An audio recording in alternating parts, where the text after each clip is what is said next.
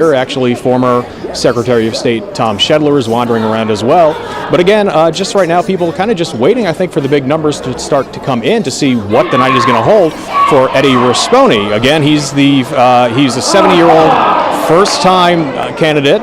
He is making his first run for office as governor. He said basically he wanted to do that because he saw no Republican candidates who he thought were going to be good enough to defeat John Bel Edwards, so he threw his hat in the ring. And I think it's safe to say he made a name for himself very quickly in this campaign. Eddie Rispone's name was not very well known in many circles outside of the business community here in Baton Rouge, I think it's safe to say. And now I think many people have gotten used to seeing his name on billboards, signs around town, and those commercials where he's kind of presented himself as an everyman type of person. A Trump supporter is what he's very fond of saying he is. And in fact, when you walk into the campaign party here tonight, there's an area where you can take pictures, and flanking the backdrop are two life-size cutouts of Donald Trump. So again, right now, it's kind of a wait-and-see attitude here at the Rispone headquarters party as people just kind of, again, enjoy the first half of the LSU football game, wait for those numbers to come in, and again, see what the night holds for Eddie Rispone, 70-year-old making his first run for elected office and running for the biggest office in the state, governor of Louisiana. Back to you guys. All right, Danny Monteverdi for us over at LaBerge Casino in Baton Rouge at the headquarters for Eddie Rispone. We're seeing that a lot of people at campaign headquarters watching the LSU game right now. Absolutely. I think they're all waiting for halftime to really find out what's going on out there. But we have another Republican candidate who, of course, is challenging John Bel Edwards. That is Ralph Abraham. And Ton Trung is checking out what's happening at his headquarters tonight. Ton, how are things where you are? Katie, we are at the library at the University of Louisiana at Monroe, and we are now 3 for 3 for campaign headquarters tonight that are watching the LSU football game. We saw the Congressman, Ralph Abraham, just a short while ago, seemed very relaxed, very calm, and he came over and shook hands with some of his constituents, and he spoke with us just a few minutes ago, and I asked him, he said, you know, I feel real good about this, and he was talking about the game. And he said, I feel really good about having 2 wins tonight. Obviously, the voters will decide that tonight. But for Ralph Abraham, this is his 3rd term as the congressman and representative of the 5th District of Louisiana. And he used to be a doctor, he used to be a veterinarian, he is a veteran as well, he used to be a farmer as well. And obviously, he's now trying to be the governor. And as you were talking about that in the studio earlier about who's the more conservative candidate here among the Republicans, Abraham will definitely tell you he is the more conservative of the group in the candidates right now. He is very pro-Trump, he is anti-abortion, anti-tax, he is for the wall. This is something that he's been pumping in his campaign ads, but obviously there's been some challenges as well. He's been 3rd in campaign fundraising, and according to certain polls, he's also 3rd in the polls right now as well. But as for now, things are very calm. People are watching the LSU football game. They're hoping for the numbers to come in his favor, obviously. And we'll be here all night to watch it. Back to you guys. Okay, Ton, thank you so much. All right now we're going to go over to Clancy Dubas. Right now, taking a look at the numbers. We were talking about the early polling numbers. Clancy, what's going on now? Well, as you can see here, these are just the results from early voting. So these are not total results, and you see Edwards at almost 42%. But here's some of the keys. A place where Edwards is going to get a lot of votes is East Baton Rouge, which is not in yet, and Caddo, up at where Shreveport is, the northwest corner of Louisiana. Also, we're not getting votes from Lafayette, which is a Republican stronghold, and we don't have them from St. Tammany. So some of the most important parishes that have a lot of votes that are going to be important both to Edwards and to his Republican opponents are not yet reporting even their early votes. And of course, the early vote doesn't necessarily predict what will happen when the rest of the votes come in. Typically, the early votes constitute about 20 to 24% of the total votes in the election. So 3/4 of the vote is yet to come in, folks. It's going to be a little while before we know who won this race, or if Edwards, who's going to run first, gets to that magic 50% +1. All right, all good stuff. All good stuff, Clancy. We look forward to hearing more from you throughout the night as these results continue to trickle in. All right, we'll continue our campaign 2019 coverage, our special coverage right here on Eyewitness News. Stay with us. We'll be right back.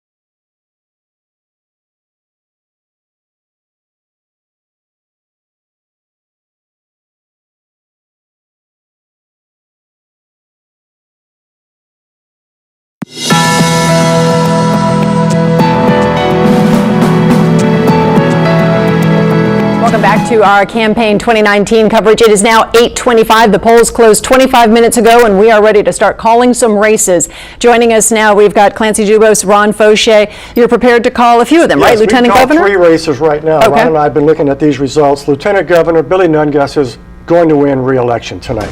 Also, Attorney General Hold on one Jeff second. Let's take a Landry. look at that. Our first projection is in that Lieutenant Governor race. Takes a little while for the graphics to come up. There he is, Billy Nungas. He is going to be re-elected tonight. Also, in the Attorney General's race, Jeff Landry, the incumbent, is going to be re-elected tonight. Only a few precincts are in, but it's shaping up exactly as we thought. He's got 72% now. He'll get somewhere north of 60%, maybe even north of 70%, Ron, don't you think, before this race is over? Yeah, I think it'll be a pretty wide margin. And then how about Treasurer, Ron? And Treasurer, the same thing. John Schroeder is ahead at this point by, he has 67%. That will probably hold up one way or another, and It's so going to be a one-sided race. So he's got we're going to call those early because he's got we can it, put yeah. those to bed. Right. We're going to be up maybe a little while with Governor and some others, Yeah. but those we can call right none now. of these are big right. surprises, Right. but we have enough votes in now that we can see it happen. Well, you know that their campaign headquarters are rallying They'll be right now. happy. They're very happy to hear that. All right, so that is the latest now at 8:26. Again, we have called the race for John Schroeder. The incumbent he will be our treasurer, leading us into the future. Let us turn now over to Greg Rigamer, who's going to join us live with a breakdown of the vote. Yeah, just in terms of looking at the Lieutenant Governor's race, which with Clancy and Ron just called, this is what the map looks like at this point. Billy Nungas is red, Willie Jones is blue. So obviously he really will be reelected quite easily. If we flip over to the Attorney General's race, and we can see a very similar pattern here with this. And we can also look at the Treasurer's race, John Schroeder, on this. And so we can see that these maps are, these candidates are really dominating a large portion of the state. Thank you very much for that. And we're going to take a quick break and have more results for you in just a moment.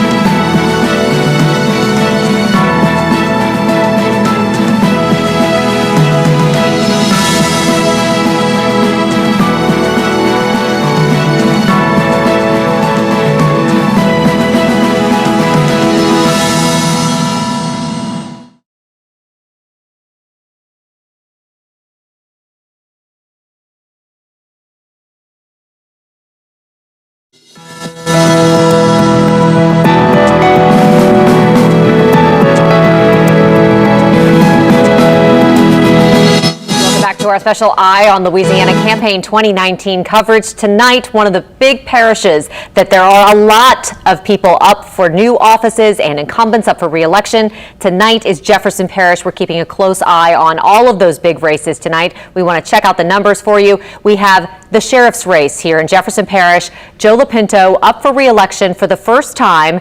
He was elected before and then had actually been appointed after Newell Norman left to go be a radio host on WWL Radio.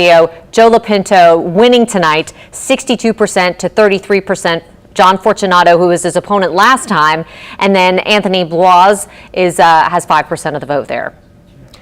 And another race that we're following actually is for JP president here. Take a look. We have Cynthia Lee Shang, who had a rather fiery debate that happened right here on WWL Live. 60% of the vote. John Young trailing with 35%, and Lee Bonacurier is with 6% of the vote. That's with 3 of 273 precincts in so far. Look at that. Scott Walker, who is, of course, a business owner, a former news anchor on WDSU.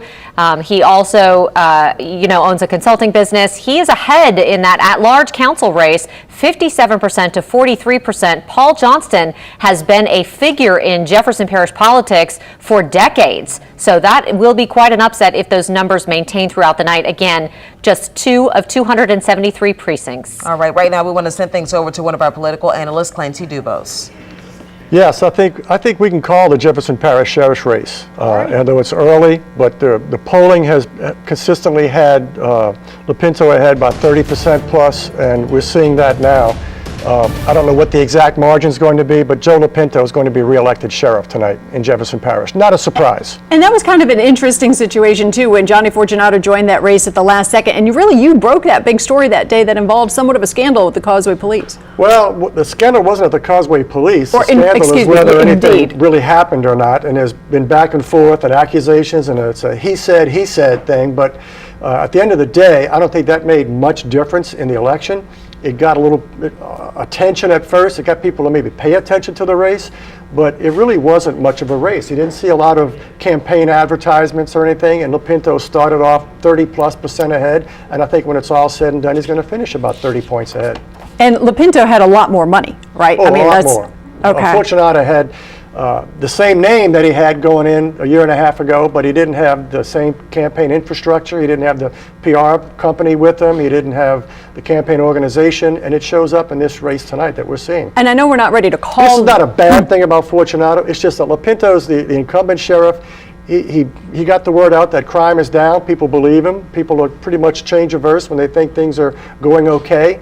This is not a surprise. Let's talk about where we are in the Jefferson Parish president's race. As we look on the screen right now, I'm looking to the right of our screen. I see Jennifer Van Rankin. She's getting 75% of the vote in her district. I think we can call that race too. All right, then you've got Jennifer Van Rankin, the incumbent, with 75% of the vote. Let's also have Greg Rigamer weigh in on that. This would be Jefferson Council District 5. We are saying that Jennifer Van Rankin has won re-election. Greg? Yes, I think that's a safe call for sure. I know we don't have any precinct data, but all in all, we have 5,000 responses from a survey that's early voting, and there's no undecided vote, and Jennifer Van Rankin has run a very aggressive campaign. Her opponent has run a very aggressive campaign. Nothing earth-shattering has happened this past week since early voting closed. And when we see a margin of 75 to 25 for an incumbent, that is a very solid position. So very comfortable in calling that race for Jennifer Van Rankin. All right, thank you very much, Greg. And Clancy, before we toss it over to Meg, who is standing by at Cynthia Lee Shang's campaign headquarters, let's talk about where that race stands right now. I think the latest we saw was she had 60% of the vote with just a few precincts in, but still that's a commanding early voting, lead. but that is really big for Cynthia Lee Shang. Now that's before all of the heaviest attacks hit. So this is one of those races. Greg Rigamer and I were talking on the phone earlier today, this morning in fact, about whether or not we would see a difference in any of the races between early voting and voting today. The governor's race is one where we might see that, and this race for parish president is one where we might see that, because those were two races where we saw a lot of very intense, hard-hitting attacks in the last 8 to 10 days of the campaign. But sa- certainly based on the early voting results, Cynthia Lee Shang should be very happy right now. How salient do you think that that chemical plant, the cyanide plant, became in the latter part of the campaign? You know, it's hard to say. One of the rules of politics is you don't attack a woman candidate, and John Young hit her really hard. So we'll find out if that rule of thumb holds up. If Cynthia Lee Shang's lead of 60% to 35% for John Young holds up, that old rule of thumb, you know, don't hit a lady, is going to hold up again. Well, perhaps there won't be a runoff in that race. Let's turn it over now to Meg Ferris, who's standing by at Cynthia Lee Shang's headquarters. And I can tell you, Clancy and Karen, you are absolutely right. The crowd here, take a look. Twice now they've erupted into cheering and yelling and screaming with excitement because they have seen that those numbers that y'all are talking about. They saw the early voting numbers and they saw the numbers that you just put up, and there they all are. There are dozens and dozens of people who've been here and they're really excited. They're all in their red and orange, for her colors that she used in her campaign. Now, she is the late Harry Lee's daughter, as you well know. She's also a widow herself, lost her husband to a heart attack when he was only 47 years old, has 2 children. And one of the things in this race is that both she and John Young spent a lot of money just in September alone, $600,000 between the two of them. And they've been both talking about crime, but she's also been talking about her experiences being an accountant, a forensic accountant, and kind of scrubbing the budget and being more efficient with government, and saying that she can better organize and combine offices for the 3,000 employees in Jefferson Parish. So people here are excited by those early numbers, and we'll be here all night bringing it to you, and we'll also be talking to the candidate when she comes out herself, no matter which way it goes. Reporting live from Gretna, now we go to Paul Murphy. And we are at the Doubletree Hotel on Veterans here in Kenner, where John Young and his supporters will watch the vote be counted tonight.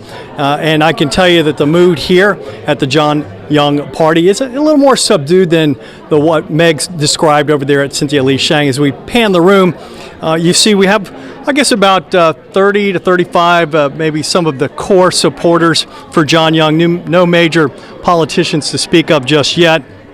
I spoke with the candidate earlier this evening, and he told me that he spent this last day on the campaign trail making stops on street corners on both the east and west bank of the parish. He planned to campaign right up until the polls closed. Young said his team has identified 40 key precincts throughout the parish, and they will be paying close attention tonight to the turnout and results in those precincts. And no, he would not share where those precincts are with me, however. Young spent 6 years as parish president. After 6 years on the parish council at large, he left to run for lieutenant governor and lost to Billy Nungesser 4 years ago. After 4 years of Mike Yenny, who was derailed by a sex scandal involving a teenage boy, Young said he wants to restore credibility to the parish president's office. He says the parish must re-embrace the principles of his previous administrations, transparency and accountability. And this race has been very contentious, particularly in the last couple of weeks and going into election night. The recent polls showed that either one of these two candidates could win. Too close to call, and I'm certain that a lot of folks here are cautiously optimistic. We'll see how the votes go throughout the evening here in Kenner. That's the scene here at the John Young headquarters. Paul Murphy, Eyewitness News. All right, Paul, thank you. We'll check back in with you in just a little while. And of course, this night has a lot of Jefferson Parish Council races on it, on the ballot rather. Mm-hmm. We want to check in and see how those are doing so far. 1 out of 46 precincts in Jefferson Parish Council District 1, Marion Edwards with 63% of the vote. Sheldon Vincent Sr., 35% of the vote. All right, another one of those races that we are looking at again for Jefferson Council District. We have Dino, excuse me if I can see that, but it's been a long day for me. Mm-hmm. Bonanno, 44% of that vote, with Michael O'Brien with 35% of that vote. and Melinda Doucette, 21%. So that's a really pretty tight race at this point, with just 2 of 68 precincts in. Also, Jefferson Council District 3, this is a crowded list of candidates in this district. A lot of people running. Derek Shepard, of course, has been an elected official before. He's also a convicted felon. 26% of the vote is going for Derek Shepard tonight in Jefferson Parish Council District 3. Byron Lee, 19%, also previously elected. Cedric Floyd, 11%. Kyle Green Sr., 9%. Now let's move on to the next council district that we want to check in with. Jennifer Van Vranken, 75% of the vote, and of course we've already projected her the winner. All right, we called that earlier. Clancy Dubas, our political analyst, called it as well. Scott Walker. Now we're looking at Jefferson Council at Large Division B. Scott Walker still leading with 9%, 9 of the 273 precincts reporting 57% of that vote over Paul Johnson with 43% of that vote, and that is just 3% reporting at this hour. And those numbers are really going to change depending on where the precincts are in that parish. You know, Paul Johnson, heavy presence on the West Bank. That's where he's from. That's where people know. Also in Harahan, where he used to be a top official there. So those numbers are really going to fluctuate depending on where those precincts are as those numbers are coming in Jefferson Parish. So we're going to keep a close eye on that throughout the night. As we've been telling you, we've been following some very big stories. We have an election today. Of course, we talked about the big water main break. And one of the biggest stories we've been covering today has happened downtown, just down the street from our Eyewitness News studios. That is where the Hard Rock Hotel partially collapsed. We go out live right now to Nikki Davidson, who is, we just saw a little bit earlier from Erica. They're starting to wrap up that scene. But Nikki, can you give us an update from your vantage point? Yeah, a lot of streets are still blocked off in this area of downtown tonight, and they are expected to stay that way. That is because this is still a very active and a very dangerous scene. You can see the structure from this angle behind me. Look at those pieces of concrete and cement. They really look like pieces of ice cream, melted ice cream that are about to drop at any moment. And that is exactly what officials are worried about. They're worried that there still could be other pieces of debris falling. So they have evacuated a few places in this area. We do not have a number on how many people have been evacuated at this point or when they may be able to go back inside. A lot of people also wondering tonight why this happened. That's the big question. What caused this to happen?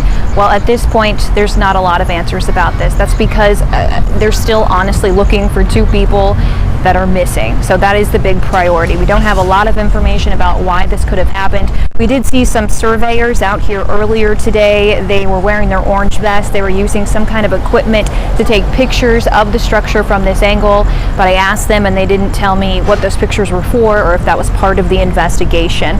What I do know, what Erica probably told you guys about too, is there is a large group of people believed to be family sitting tonight with prayer candles, just really praying to see the return of those 2 people out of that building, see them come out of that building alive and well and be able to come home.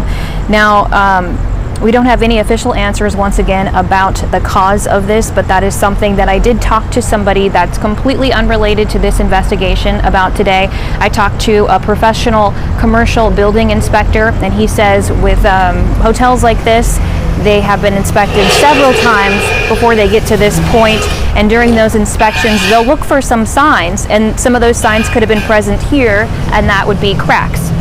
We're going to send it back to you, but we will stay here for the latest. All right, Nikki, thank you very much. Back to our election coverage, and we're ready to call a few more races.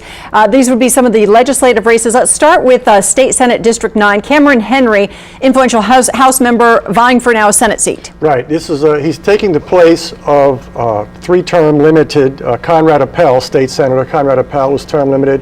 Cameron Henry was term limited in the House after 3 terms. He ran for the Senate, and even though this was only early votes, it shows a clear pattern that he is going to win that seat as expected. We have 3 other House districts we can call in Jefferson Parish as well.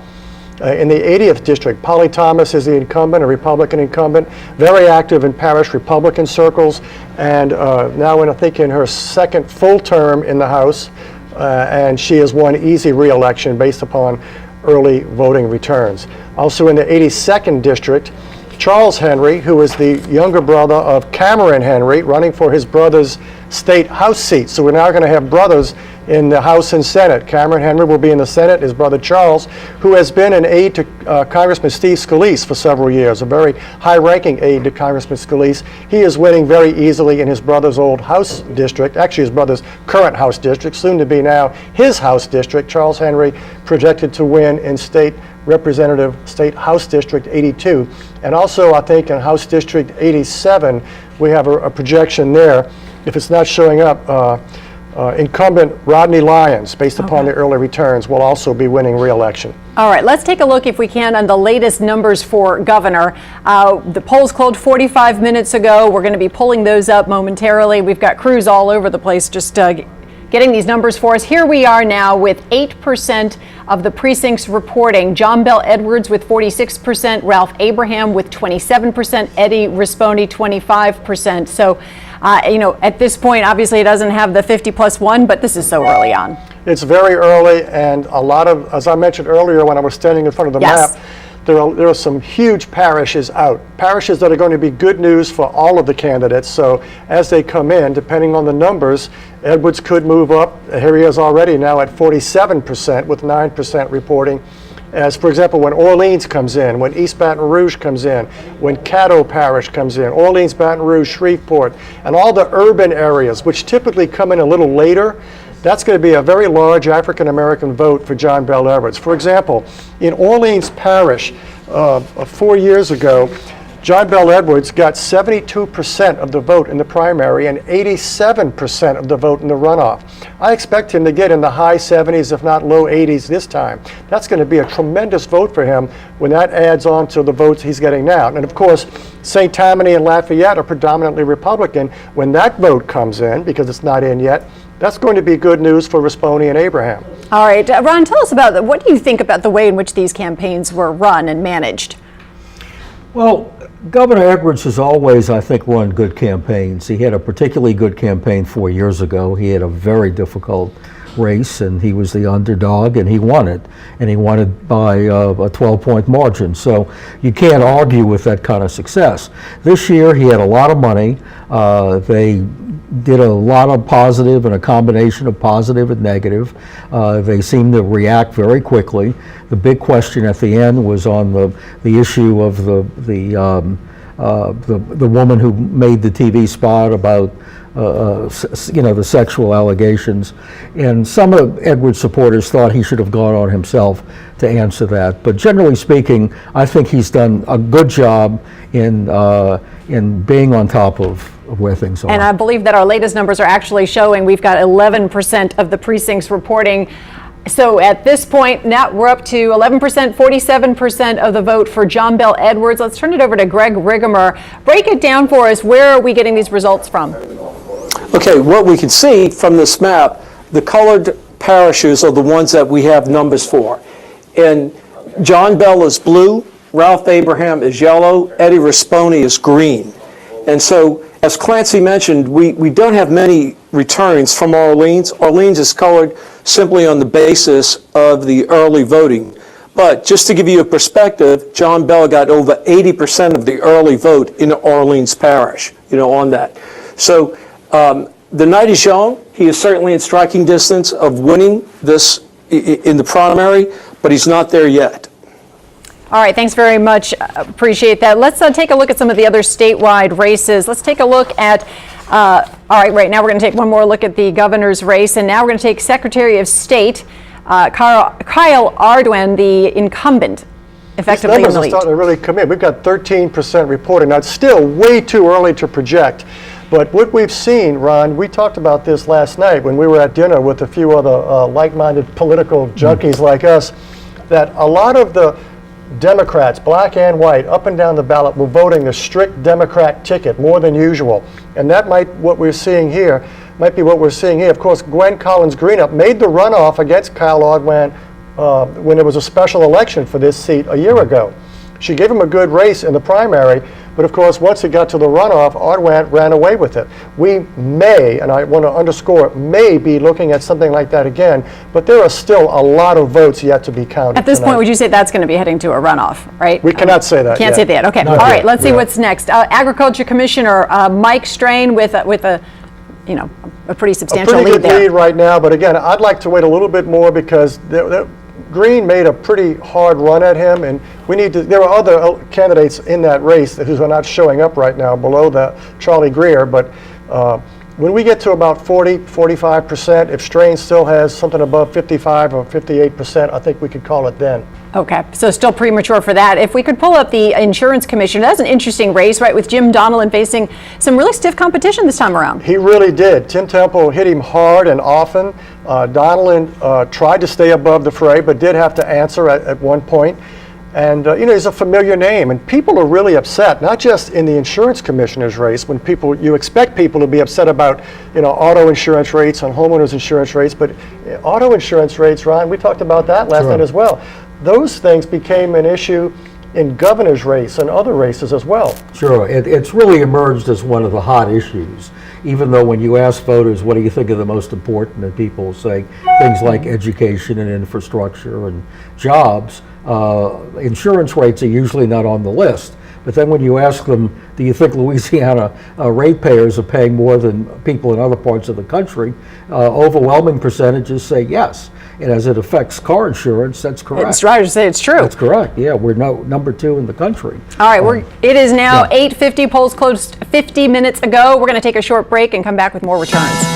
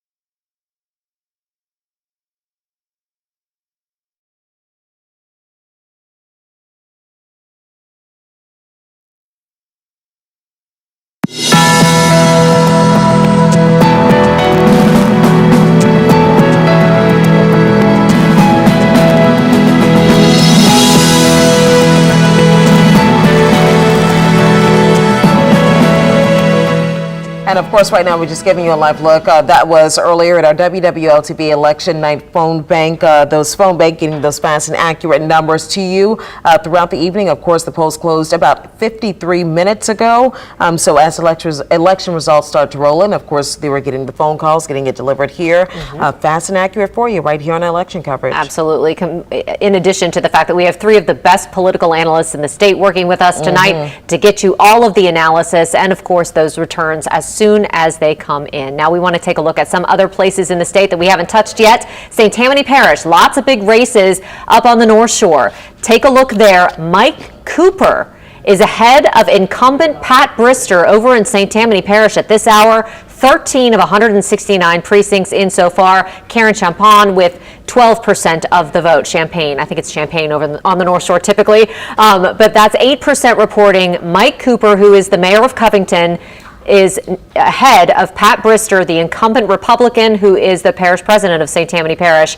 She is in second place right now as it stands with the results that we have so far. All right, right now for St. Tammany Sheriff Randy Smith, the incumbent, leading with 53% of that vote, 14% of precincts reporting. Tim Lentz is with 27%, followed by Nick Trenchina with 20% of the vote. So far, that is about 23 of 169 precincts, with Randy still leading with 53%. That's been a hot race up there, a very contentious race for sheriff, and so we're going to be watching that one closely again throughout the night. And we also want to, of course, touch base with our political analysts who are the best of the best, and Karen is with them tonight. So Karen, what do you have for us? Well, I'll tell you what, they are crunching the numbers as we speak and ready to call the State Senate District 5 race. Karen Carter Peterson, we looked at the early returns from both Orleans and Jefferson. This district is mostly Orleans, but it has a significant number of Jefferson Parish precincts in it as well. She got 80% in Jefferson and 81 in Orleans in the early votes. And of course, that's across all precincts in that district. So we think that's significant enough. We're going to call that race for Karen Carter Peterson, a two-term incumbent state senator, longtime political person in New Orleans, and she's head of the state Democratic Party and a leader in the fight for things like women's equal pay, domestic violence laws, strengthening our domestic violence laws and things like that. So it's not surprising that with that high profile that she has had on local and state politics, that she's winning an easy re-election. All right, she will hold on to that seat. Let's take a look at the latest numbers now for governor. All right, John Bel Edwards with 47% of the vote, with 20% of the precincts reporting. Do we have any idea of where these precincts are? And look at that, 26, 25% for Abraham Risponi, respectively. I mean, they are neck and neck. We can't tell by looking at it right here. It would take us, by the time we found out where they were coming from, we'd have more votes in. Right. So to dig that deep, frankly. Now, Greg Rigemer may have more detail because he's got a more sophisticated computer, and I've got a pretty good Macintosh here, but Greg's got a supercomputer out there on the lakefront. So if he's ready, he can let us know. Well, let's just see. Can we check in with you, Greg? Are you there? Yes, I'm here. All right, Greg, break it down for us. What are we looking at when we see these 20% returns, and now up to 24%, but the margin still stays the same? The map that you see in front of you, the colors are the same. Yellow is Abraham, blue is Edwards, and green is Risponi. And these are the precincts that are reporting at this particular time. But we also have all of the early vote in, which we anticipate will be at least 24% of the total vote. And of course, early vote is not shown by precinct, but these are the reporting precincts that you could see. So it's sparse. It's very, very early on. And while the governor is in that 46, 47% range, as you can see, we really don't have very many precincts at all in Orleans Parish. We don't have anything in Caddo, yet.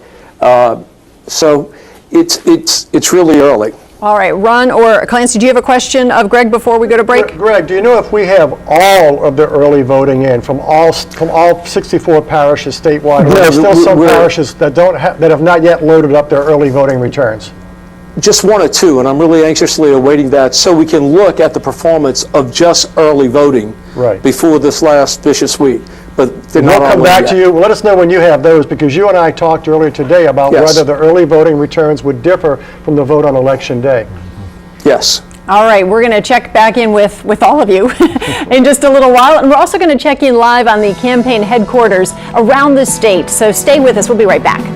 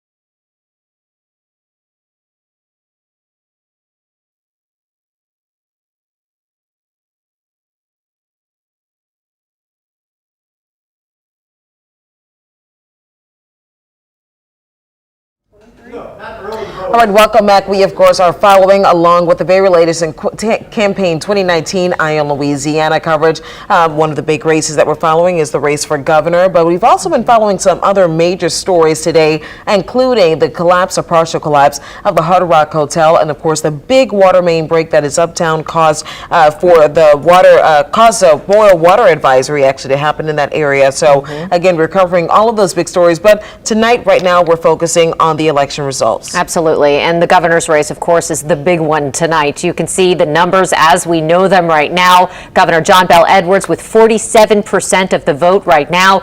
Eddie Rispone, 26%. Ralph Abraham, 25%. Not a significant gap between those two. In fact, it's very small. 30% of precincts reporting right now. We have crews at each of those respective headquarters tonight. And we want to go back to Eric Paulson and Sheba Turk, who are with Governor John Bel Edwards' campaign, and they are in Baton Rouge tonight. Eric and Sheba, how are things there?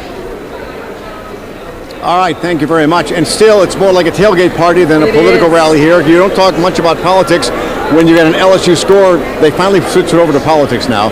The LSU score was 21-21. That's right, and we've been hearing people at the party scream at the TV. Usually that's when the election results pour in. Instead, it's been for touchdowns tonight. So the crowd is slowly growing here, and we're still waiting for Governor John Bel Edwards to go around at some point. And one thing, I was talking with the governor's press secretary and asking if she thought that President Trump coming in to stump for the two Republicans helped or hurt. And she said, you just don't know. They're just waiting to see what the vote tally is to see if that really made a difference one way or the other. Yeah, and again, Governor John Bel Edwards seems to think that it meant that his competitors couldn't excite the crowd enough themselves. And then I heard some Republicans say that, you know, it's kind of odd when you come in and support not one candidate, right, but just vote for the Republican. Just vote for one of them. Yeah, so it is very interesting. We'll have to see how that plays in. Of course, as voters headed to the polls today, they were looking at Governor John Bel Edwards' record over the past 4 years. He had some big wins, such as Medicaid expansion and other controversial things, like, of course, that controversial abortion bill. All right, let's get over to Danny Monteverdi, who is also in Baton Rouge with us. He is at L'Auberge with the Rispone campaign. And yes, that's right. We're here at the L'Auberge Casino, and again, not much activity here other than watching the LSU football game right now. It's just people kind of taking a wait-and-see approach. It's just, again, not a lot of activity happening here. It's a fairly subdued event here tonight. People kind of just standing around, talking, milling about with each other. Again, waiting to see the results as they come in. But right now, it's all eyes focused on the big game, just kind of here over my shoulder on the big monitor right now. So that is the latest here from the Rispone headquarters. And All right, and this is Tom Trung at the library at the University of Louisiana at Monroe. We are at the campaign headquarters for Congressman Ralph Abraham, and the congressman has been walking around here. There's been a lot of handshaking and backslapping. He seems very relaxed, and this is something that he's hoping to carry into the evening. He stopped by here a short while ago and said we should be in good shape in about an hour. I'm not sure what he meant by that, but obviously he is not lacking for confidence. But even though he's been trailing in the polls, the recent polls, he's in third place for the most recent polls here, and he's been third in campaign financing and fundraising, but that hasn't really kept people from having good spirits here. They're obviously just like everybody else in the state of Louisiana watching the LSU game, but it's been an interesting time for the Republicans in this race because the Republican Party hasn't endorsed either candidate, and that's something more of a party over person. They want to unseat Governor John Bel Edwards, but that is the case that he is putting to the people today. Congressman Ralph Abraham is saying that he is the person to lead Louisiana after Governor John Bel Edwards, but obviously it's going to be a numbers game. He is hoping to come in second. I don't think there's a realistic hope right now for him, or either Rispone or him, to come in first. They're trying to duke it out for the second place in this jungle primary, and as long as he makes second, he'll be in that runoff, and that's the big hope here from Monroe tonight. Back to you guys.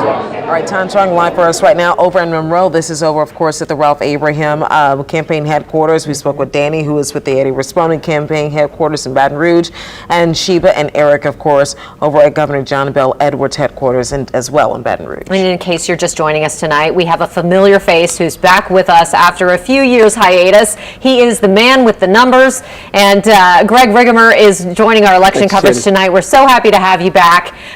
You have some important information that you want to get get out there about Plaquemines Parish. Well, yes, Sheriff Jerry Turlich will be reelected. We only have the early vote in, but he has a 90% margin.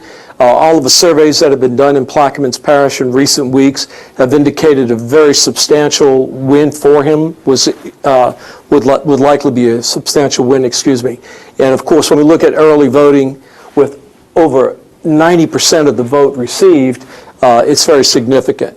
And Plaquemines has a history of heavy early voting, so I really would not expect to see any subsequent votes different than what we see here tonight. So yes, he can be safely called as reelected.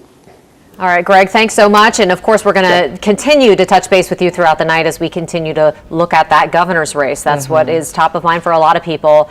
And so it's going to be a good one. Yes. I wanted to talk about the Supreme Court, too. That's been a hot button race, all across the district that this Supreme Court justice seat comes from.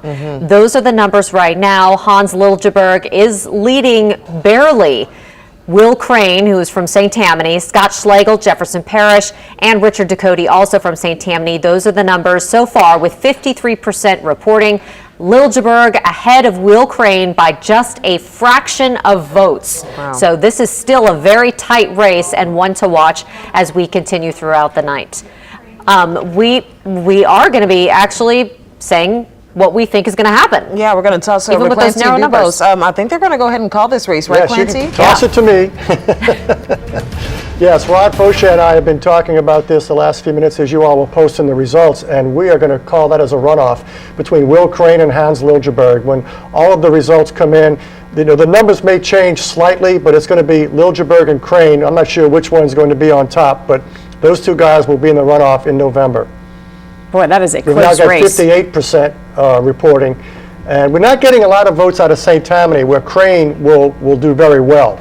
But when all the precincts come in, I'm convinced now more than ever it's going to be Crane and Liljeburg, or Liljeburg and Crane, whoever's on top. That'll be the runoff on November 16th. All right, there were a lot of precincts there reporting. Let's move it over to the governor. Now we've got 43% of the vote in. John Bel Edwards with 46%, Eddie Rispone 27%, Ralph Abraham 25%. Is this what you expected at this stage of the game? Yeah, let's put this in perspective. What you're looking at there is about 700,000 votes in, and we're probably going to get about 1.4, 1.5 million votes cast. So it's not quite half, so that's pretty representative. But it's not representative in the sense that we don't have a lot of votes from Orleans Parish, which is going to be huge for Edwards. We don't have a lot of votes in, I don't think, from Lafayette, which is going to be big for the Republicans. St. Tammany, we're getting some votes in, so some St. Tammany precincts are in there, but the last time I checked, we weren't getting a lot of votes out of Caddo Parish, which is going to be big for Edwards as well. So there's a lot of Edwards votes out there. I'm not saying Edwards is going to make it.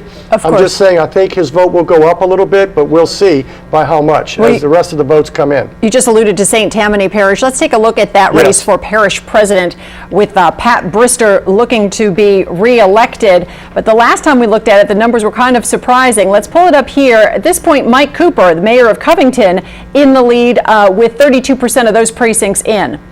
Yes, I'm not surprised that this is a tight race. We always thought it would be. But again, you've got more than 2/3 of the vote in St. Tammany not yet in. So if there is a runoff, I think it will be between Brister and Cooper, but we'll see if it is a runoff as the rest of the votes come in. Still too early to call. Let's go over to Jefferson Parish president, that race with Cynthia Lee Shang with 60% of that vote in with a very substantial lead. Yes.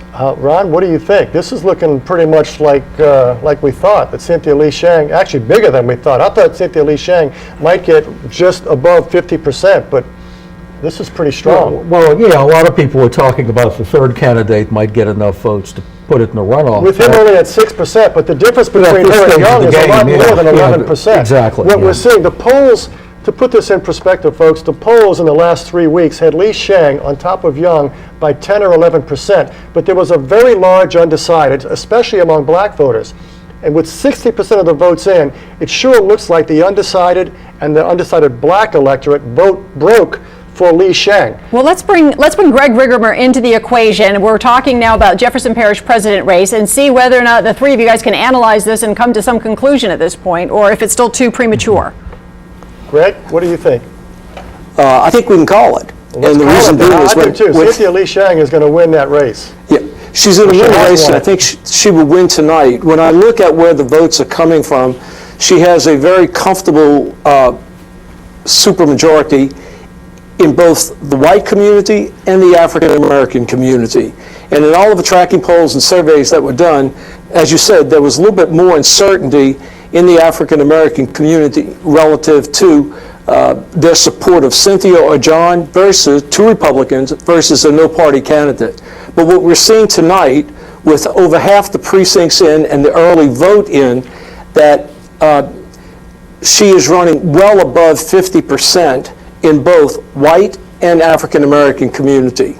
Okay. So at this point, I think she's the next parish president. Yeah, knowing that she's leading among whites and blacks, right? Absolutely, yes. She is the winner. All right, she is the winner. We are calling it at 9:10. The polls just closed an hour and 10 minutes ago, and the folks are going pretty crazy over it there at the Cynthia Lee Sheng camp. Let's turn it over to Meg Farris.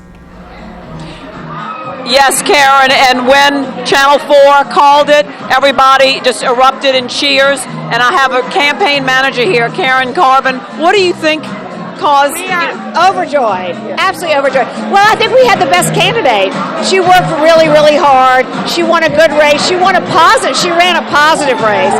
And she's a very authentic candidate, in it for all the right reasons. And I think in the end that came through. Well, both she and John Young talked about crime as one of their main things. What do you think differentiated her from him? Both Republicans, both longtime politicians and well-known names. Cynthia is the candidate and now will be the parish president for the future.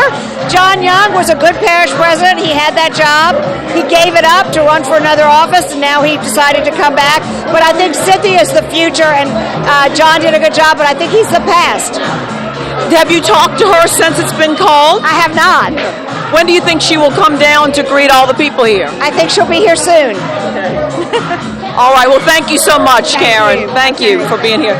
So there you have it from here in Gretna at the headquarters. So people have been excited all night as our people back at the station have been steadily calling it from the early voting results and as the precincts started coming in. So they've felt very, very confident here. Reporting live from Gretna, Meg Farris, Eyewitness News. Now we go to Paul Murphy, who was at the John Young campaign. Meg, I think the word is just filtering through the John Young watch party that WWL-TV has called the race for his opponent, Cynthia Lee Sheng. It has been a very subdued crowd here at the DoubleTree in Kenner all evening long. People here just cautiously optimistic. I talked to John Young before the polls closed about 7 o'clock this evening, and he was going to campaign to the last minute, then watch the votes be counted. He was watching 40 key precincts. I'm not sure if they're the same key precincts that Greg Rigermer is looking at, that Clancy's looking at, but he was confident that he had done enough during this campaign to win, to best Cynthia Lee Sheng. Now, if the numbers hold and our prediction holds, that's certainly not going to be the case tonight. John Young had served the parish 6 years as council at large, 6 years as parish president, then left to run for lieutenant governor. He finished behind Billy Nungesser, who won a second term tonight. So again, it has been a very subdued crowd here at the John Young headquarters. We have not seen the candidate here since around 7 o'clock when he came and looked at the room, then went back out on the campaign trail. I'm not sure when he'll be down here to address his supporters. I'm sure that they are still watching some of the additional votes be counted, analyzing the numbers that they've gotten so far. But at this point, it looks like John Young is going to finish second tonight. And that's the story here at the John Young headquarters at the DoubleTree in Kenner. Paul Murphy, Eyewitness News. Paul, thank you very much. And the results are coming in very quickly now. We want to take a look at the St. John Parish president race. You had 5 Democrats trying to fill the seat that will be left vacant by Natalie Rowbottom because of term limits. We're ready to call that? Well, 97% reporting, yeah, Jacqueline down to 68%. She is definitely the winner there. But what happened was we didn't have this many before, but between the time we said, let's call it, and the time it actually came up on the screen, a bunch more precincts came in, so. As a result, they've been coming in incredibly quickly. They're really coming in fast, and that's a good thing. The Secretary of State's office is doing a good job getting the votes to us as quickly as they come in. All right, and we're ready to call Mike Tragg. He will be the sheriff in St. John Parish. Also, there you go. And I think if we want to take a look at the gubernatorial race, I know you were talking about that, Clancy and Ron. Let's take a look at this. If we can get governor's race, well, first of all, 52% statewide. Edwards holding at 46%. I'd like to look at the governor's race results in St. Tammany Parish, if we can call that up, because when I look at those, and I'm looking at it on my computer, from the Secretary of State's results, it's showing Edwards getting 40% of the vote for governor in St. Tammany, which is a Republican stronghold. He only got 39% 4 years ago, again, when he beat David Vitter by 12 percentage points. Again, I'm not saying this means he wins, but it sure is a good sign for John Bel Edwards as we wait for that big swath of votes to come in from Orleans and East Baton Rouge and Cato, right, Ron? So you're sitting at home and you say, oh, it's 46%. We know he has to get 50 plus 1. You're saying it's way too early to say whether or not there's a lot of votes out yet. Okay. And in fact, 4 years ago, Edwards surged when the last 15 to 20% of the votes came in, because a lot of those come from urban precincts where there's just a lot on the ballot, and they tend to be predominantly African American, where he's going to get 90% of the vote. So that's a tidal wave of votes that we think will come in for him at the end. Not saying it's going to put him over the top, but as we look at what he did tonight compared to what he did 4 years ago in some of the battleground places like Jefferson Parish and St. Tammany Parish, he's actually doing better tonight than he did in the runoff 4 years ago in Jefferson and St. Tammany when he won by 12 points. And you keep talking about St. Tammany. Would it help to bring Greg back into the equation? If he's got some numbers up, I'd love to see him Greg, on the screen and talk to us. Please join us and break down the numbers for us in St. Tammany, the gubernatorial race. Well, the issue is we don't have early vote from St. Tammany Parish yet. That's one of the parishes that we're waiting on. And so it's a little bit difficult to tell because it is such a big block of votes. You know, when you compare early voting, it's just a really big number. So we don't have that yet. So I wouldn't read too much into the St. Tammany numbers just yet. Okay.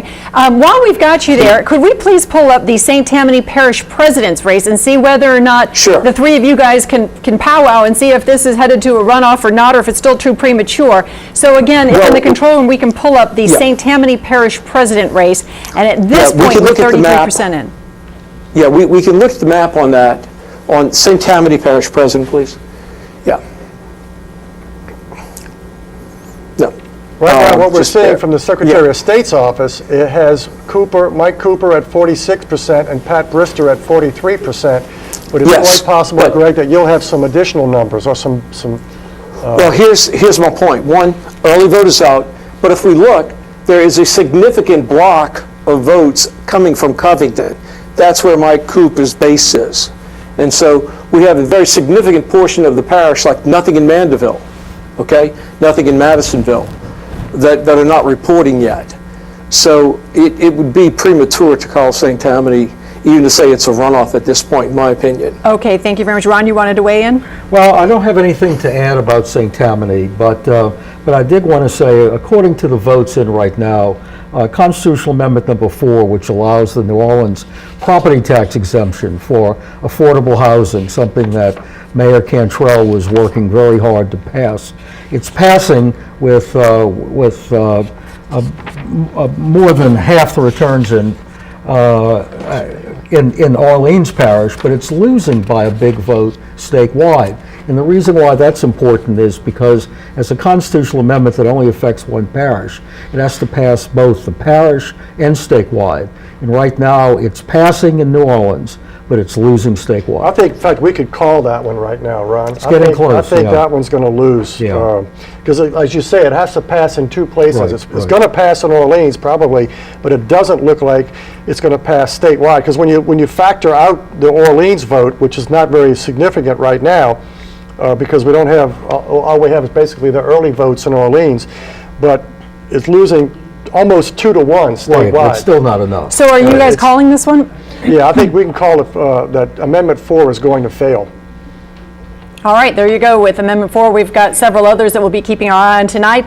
Right now it is 9:20. We're going to take a quick break and be back with more of our campaign 2019 coverage.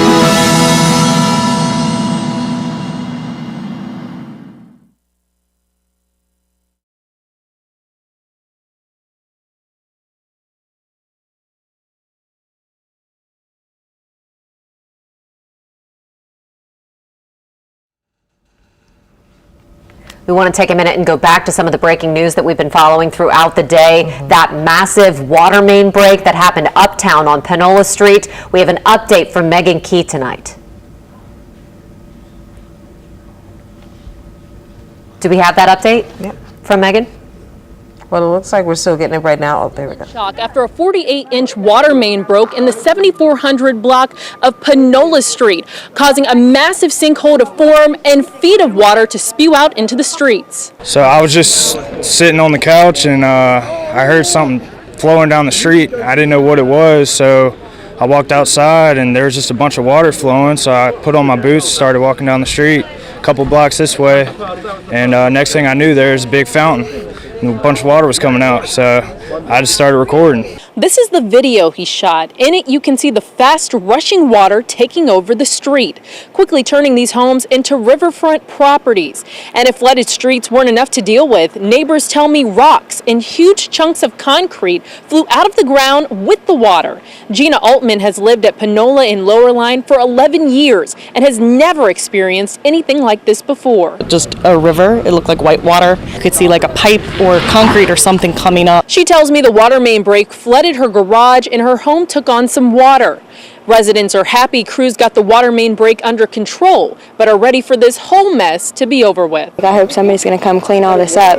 After what we just went through over here, they had a bunch of street tearing up for about 6 months, and now we have to go through this. Now that water main break did cause the water pressure to drop, and Sewage and Water Board have put a precautionary boil water advisory in effect that could last as long as 36 hours. So of course stay with Eyewitness News for the latest in this developing story. Reporting in Uptown, Megan Key, Eyewitness News.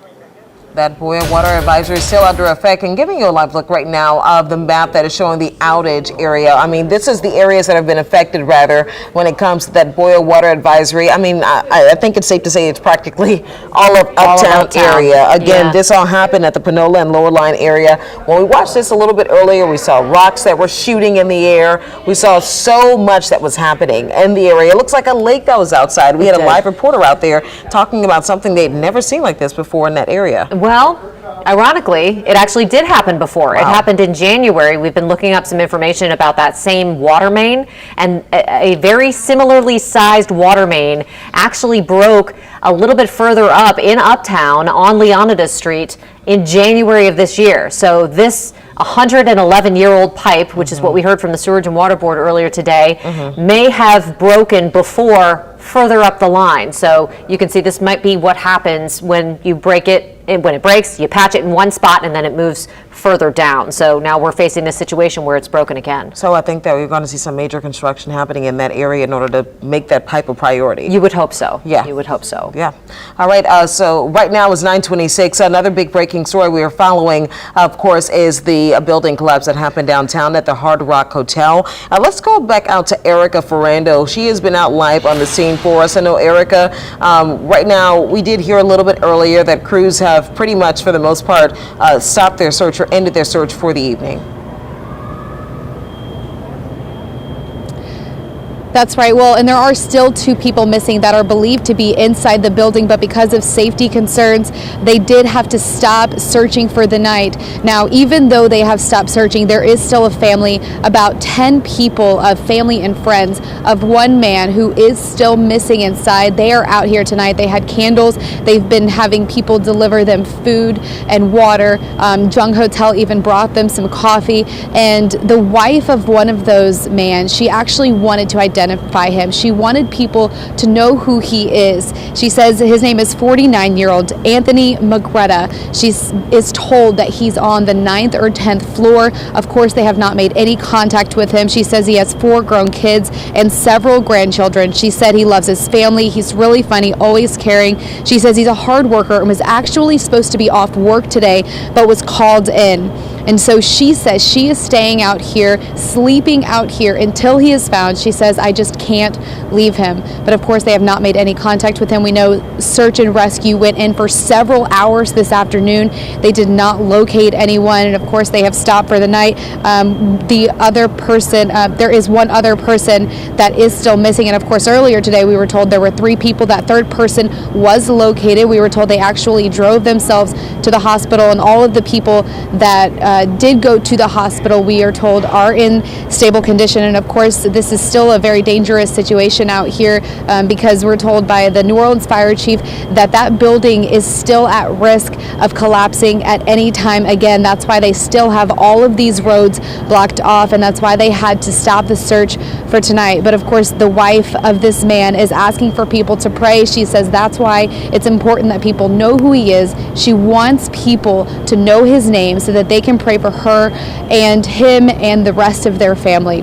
For now, live in New Orleans, I'm Erica Ferrando, Eyewitness News. I think it's safe to say prayers, many of them are going up for him tonight. All right, right now we'll continue our Campaign 2019 coverage. I want to send things over to Karen Swinson, our political analyst as well, as we call a couple of more races. All right, absolutely. The numbers are just pouring in. We're going to take a look now. It's 73% now. That's a lot.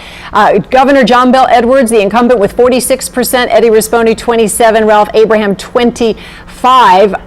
Is it still too early to say this looks like a runoff? Still too early, because we know there's going to be a big wave of votes for Edwards coming out of Orleans Parish, and a lot of votes coming in.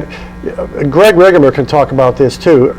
In the early voting, African American participation was down somewhat, but it looks like it's up today compared to early voting. Because I looked, for example, at Caddo Parish, where Edwards got 50% of the vote in early voting, but in the votes that are coming in live, he's getting 55 or 56%. Okay. That's a significant difference between early voting and election day voting.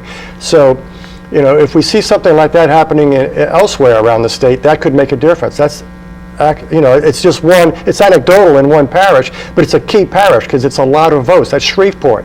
So it's one of the top 3 or 4 parishes in the state in terms of population. So we really need to wait until we get closer to 85 or 90, and even then we can see what's out. And if we know it's Orleans, we can make a projection at that point. Greg Rigemer, would you concur with that? Yes, there are a couple things I'd like to point out, though. Now that we're getting more precincts in, I can really look at the demographics of the precincts that are voting. With the precincts that are predominantly African American, they're coming in at about a 28% turnout that includes election day voting and early day voting. That's a critical number. The African American vote is going 90% plus, 90.2 or something like that, for Governor John Bel Edwards.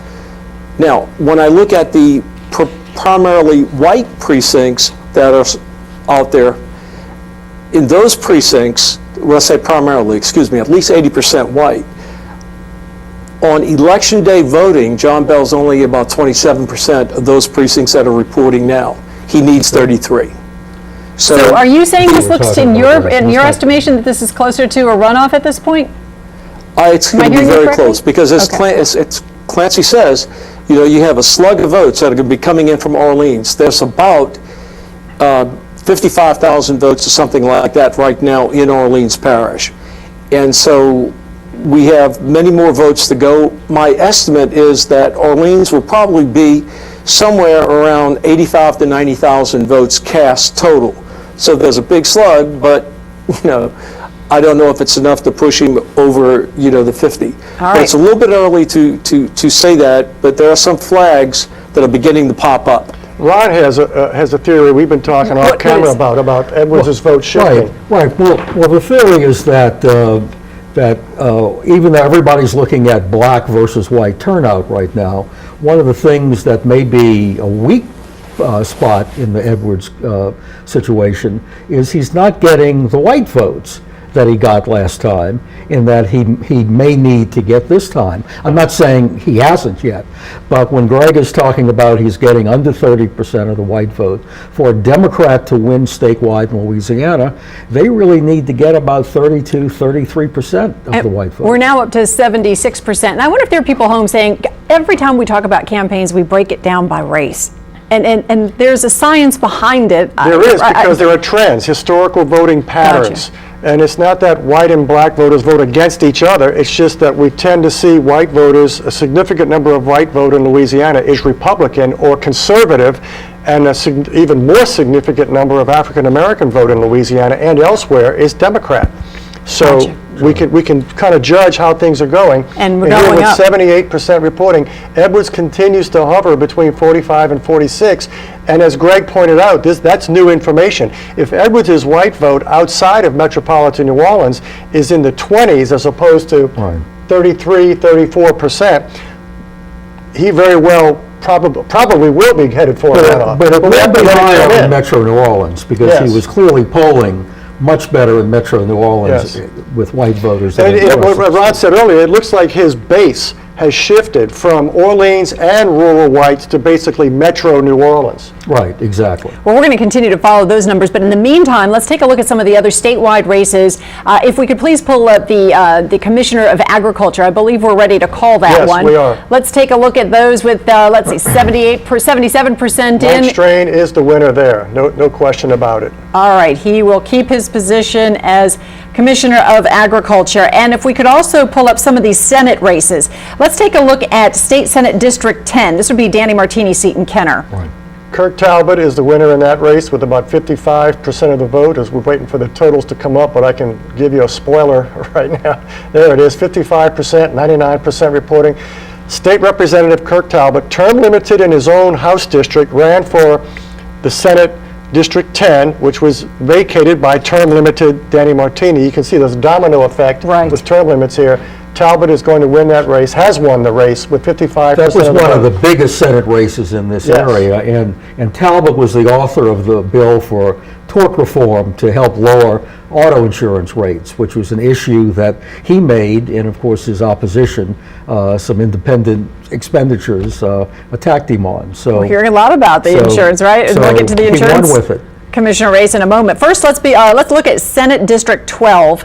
And you guys are ready to call that one too. She wins that one. She's an incumbent, Republican from the North Shore, winning that district, Senate District 12. And it was interesting that one of the issue she was focused on was internet service for rural areas, which is not something most people in cities think about. But, it seemed like an impactful commercial, right? It's a very big deal, and she did a very good job with that. It was a very effective campaign commercial. Really did. You spoke, Clancy, about the domino effect. Let's take a look at the Jefferson Parish Council at Large seat to fill Cynthia Lee Sheng's seat, who just became parish president. So let's take a look at that. We're projecting him now as with a big win, 57% over Paul Johnson, who was term limited in Council District 2, running at large. Now, Cynthia Lee Sheng was not term limited, but she vacated that seat, or she gave up running for re-election to run for parish president. She has won. Scott Walker has now won in the at-large race. So we have two new at-large council members, Ricky Templet in Council at-Large Division A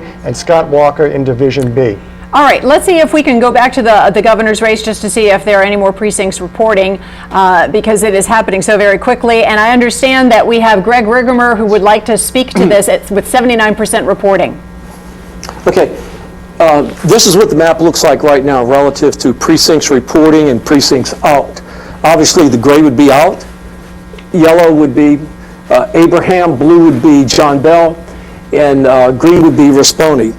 If we take the voting patterns that have been established with the precincts that are reporting, and we look at the demographics of the precincts reporting and the demographics of the precincts that are out, it would look like the governor will finish with somewhere around 46%. So? Runoff. That would be a runoff. Not only a runoff, but I think that would be a big disappointment for John Bel Edwards' people. They were not only hoping to win, some of them were hoping to win with 53, 54%. And the rule of thumb for an incumbent is if you get 45% or less, you're in big trouble. Well, if he's only at 45 in this primary, he's got a real race on his hands. Look at the other two. Between Risponi and Abraham, between them, they're getting 53% of the vote right now. Right now, yeah. So, Greg, are you saying at this point, you said it would be as though conditional. Are we still waiting on Orleans, or are you calling this?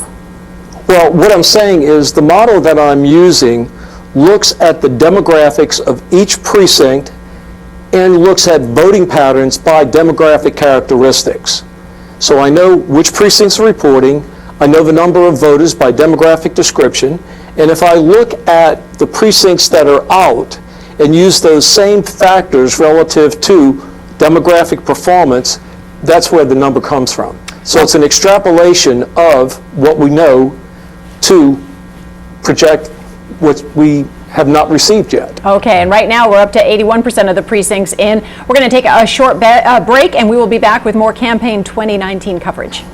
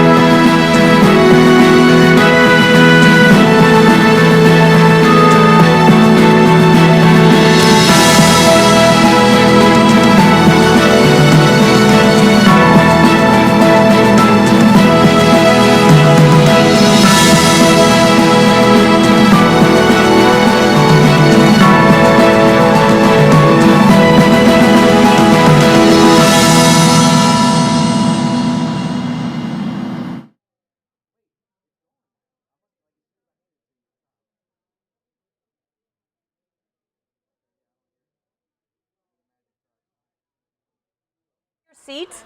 Okay. Welcome back, everybody. We are continuing our campaign 2019 coverage, and we will have some more on the results in just a quick minute, but we want to check in with some of the big stories that we've been following today. Yeah, one of the very, very big stories that we're following that happened earlier this morning around 9:12 this morning with the Hard Rock Hotel construction site partially collapsed. Take a look at some video on your screen right here. This is video of some of the construction workers who were inside of the hotel construction site when that partial collapse happened. Obviously, these people are using, it looks like, a ladder to jump down. That shows you just how many people were inside of that construction site. Earlier, we said that 18 people were transported by ambulance to the hospital. Dozens of people, we said, according to fire department officials, dozens of people showed up to the hospital themselves. So definitely looking in the double digits. We don't have an exact number of exactly who was there, but I mean, a shocking video showing just how many people were inside working when that collapse happened. Yeah, those are some of the survivors that got out, and of course, they're still looking for at least 2 workers tonight. That search has been called off at this time, but they are expected to resume things tomorrow. Now we want to get the latest from Nikki Davidson, who is live at the site with a different viewpoint than we saw from Erica Ferrando a little while ago. Nikki, pardon me. Nikki, what's happening where you are?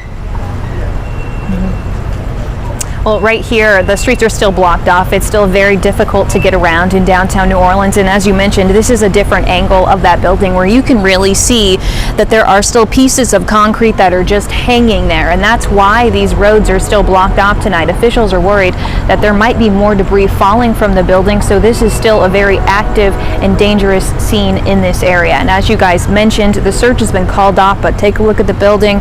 You can see that there's no light in that area. So that would be very difficult for searchers to be looking for those 2 missing people in those conditions. Now, there are some people in this area that are still under an evacuation order. We do know that there are some condos above the Sanger Theater, and the theater, we are told, does have a little bit of damage possibly from this collapse as well. I was able to talk to the theater, and they said that they have not been able to get back in there. And that is the same case for the people that live in the condos above the theater. We talked to a woman earlier tonight who was not at home during the collapse, but she does have 3 dogs, and they were inside, and rescue crews were able to help her get those out. Here's what she said. I'm so grateful because we don't know when we can go back in. So I'm so grateful I have my doggies. Thank you, Captain Nick. It is very nice. Now, all attention tonight here is really on finding those 2 missing people. And I did talk to somebody out here today that does have a lot of construction experience, and he told me, although he was not related to this project, he did say that had this collapse happened during the week, it likely would have meant that many more people would have been injured, because usually with these construction projects, they're working with a skeleton crew on Saturday. We are going to be out here, and we'll have the latest updates for you, but for now I'm going to send it back to you guys in the studio. Okay, let's hope that's the case, that there was in fact just a skeleton crew in that building. Nikki Davidson reporting for us live downtown. Right now we're going to send things back over to our political analyst Clancy Dubose calling another race. Yes, we are ready to call Jim Donelon as the winner in the insurance commissioner's race with 85% of the precincts reporting. He's had about a 54, 53, 55% lead all night, and that's been pretty steady. And with this many precincts in, we're ready to call Jim Donelon as the winner in that race. He's the incumbent insurance commissioner, had a very tough challenge, although this is about the vote he gets every year when he runs. So it's a typical race for Jim Donelon. A little bit of a cliffhanger, but a victory nonetheless. And I understand we've got Greg joining us now to kind of break it down for us, that particular vote. Yes, once again, this is the map by precinct for the insurance commissioner's race. And once again, when we run it through our model, looking at the precincts that are out versus the precincts that are reporting, look at the demographic characteristics, we have him winning with about 54% of the vote as the night wraps up. Thank you very much. Let's take a look at some of the races in St. Tammany Parish. Let's take a look first at the sheriff's race, and you can see Randy Smith, the incumbent, with 46%. This is 84% of the precincts reported. Tim Lentz has got 32%. He would be the former Covington police chief. Nick Tranchina, a well-known law enforcement officer there, 22%. Your thoughts on this? That's looking very much like a runoff at this point. We still got, 27 precincts out. I guess it's possible to change things. So, when someone's that close, but, when it's an incumbent, we're seeing a pattern here. Right? This is I'm not going to really call it, interesting. but I defer to Greg Rigamer. Okay, and how about this one? Pat Brister in some trouble in St. Tammany, or at least, perhaps headed to a runoff. Let's take a look at this. This is 84% reporting in St. Tammany.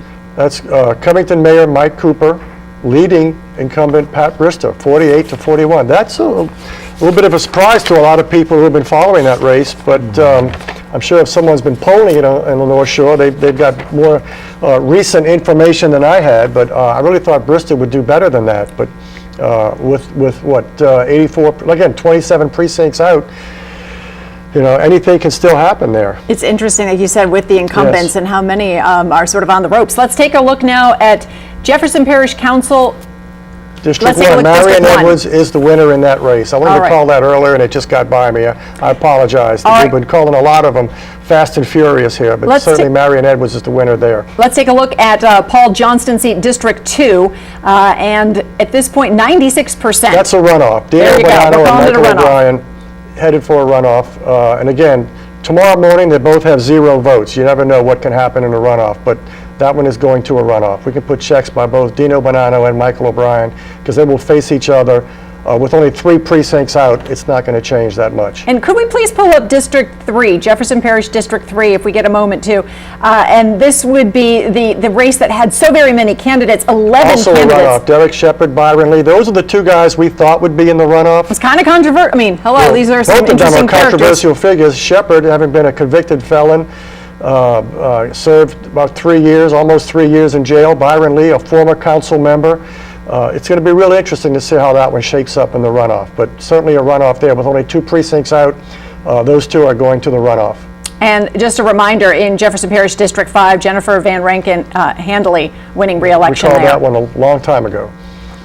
All right, we're going to take a quick break, 9:47 right now. We'll be back with more of our election 2019. Projection of the governor's race. All right, and when we come back, Clancy just said we're going to have a projection of the governor's race. Stay with us.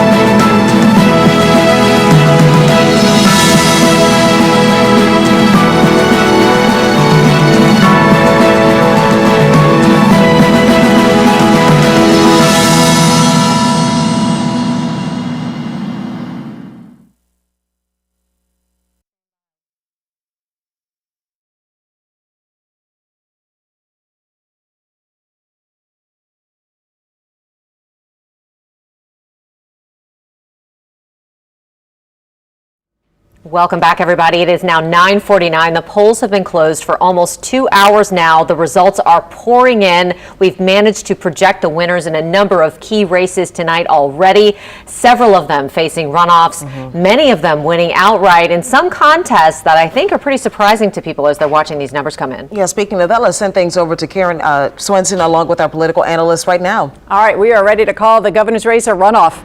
It's a runoff between John Bel Edwards and Eddie Rispone. It's been looking like that for a while. Greg Rigamer, about 10 minutes ago, alluded to it, but we wanted to wait to get a few more precincts in, and we've gotten a lot more in, and the results haven't changed. John Bel Edwards is still at 46%. He may get up to 47, 47.5, but he's not going to get to that magical 50% plus one tonight. So how does this change the face of the campaign moving forward? We're going to see a whole lot of national dollars coming to Louisiana. This is a whole different race from what we saw.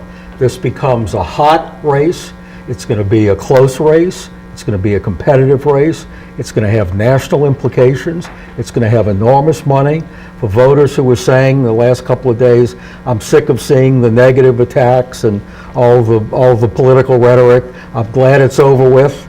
It ain't over with. It's just starting. President Trump may or may not take credit for this tonight. Does he deserve it? Oh, he will take credit for it. Does he deserve it? I think he deserves some of it, but the Republican PACs, the Republican-affiliated political action committees, did a very good job of attacking Edwards in the final 10 days, especially with the ad featuring the woman who was victimized by Johnny Anderson, who was a top aide to Edwards.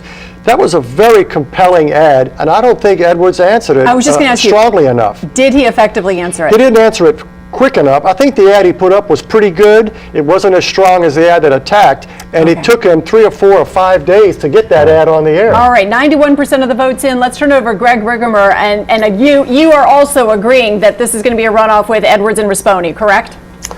It certainly looks that way. I see that Ascension is pretty much out in that strong Rispone area on that, but clearly it looks as though the governor will be in the runoff. We saw this a little bit earlier, and the continuing returns are substantiating that. Looking at some of the information from some of the big urban areas that still have votes out, even if you assume that Edwards wins those urban areas with significant margins, it just does not seem to be enough to make up that 4%. Because some of that vote is already in. It's not like all of the urban vote is out. There are a significant number of African American precincts out. There are also a significant number of white rural precincts where Edwards is doing much worse than he did 4 years ago. Right, and we may see that 4-point gap shrink a little bit. So as Clancy said, he could go up to 47, maybe even 48, but he's it's not running enough out of votes out gas. for him to get to 50%. And given that, let's check the pulse of the Edwards campaign and turn it over to Eric and Sheba. All right, thank you very much. They just had on the screen behind us one of the TV stations here in Baton Rouge calling the same thing we're calling. It'll be an Edwards and Rispone runoff, and you could feel the air let out of the balloon in this room. Sure, and as Karen mentioned, you have to wonder if President Trump's visit to Louisiana yesterday swayed voters to pick one of those Republican candidates, Rispone or Abraham. And the other thing from some of the people I've been talking to, some of the supporters of Edwards have been telling me they just can't believe it's Rispone in the runoff, because he just was such a dark horse and just came out of nowhere, poured tons of money into this campaign, and went from an unknown to almost a household name. Sure, and it was interesting that neither one of the Republicans were going to be a clear good runner for Edwards if there were a runoff, and even President Trump, as we mentioned earlier, did not choose to endorse one over the other, which was strange as well. And I'll be curious to hear some of our analysts talk about, what the race would be like between Edwards and Rispone versus Edwards and Abraham. Sure, and Rispone, of course, has had some of the more inflammatory ads on television, so we'll see what those ads turn into now as we head into a potential runoff, is what we're calling. All right, let's go over to Rispone headquarters and Danny Monteverdi.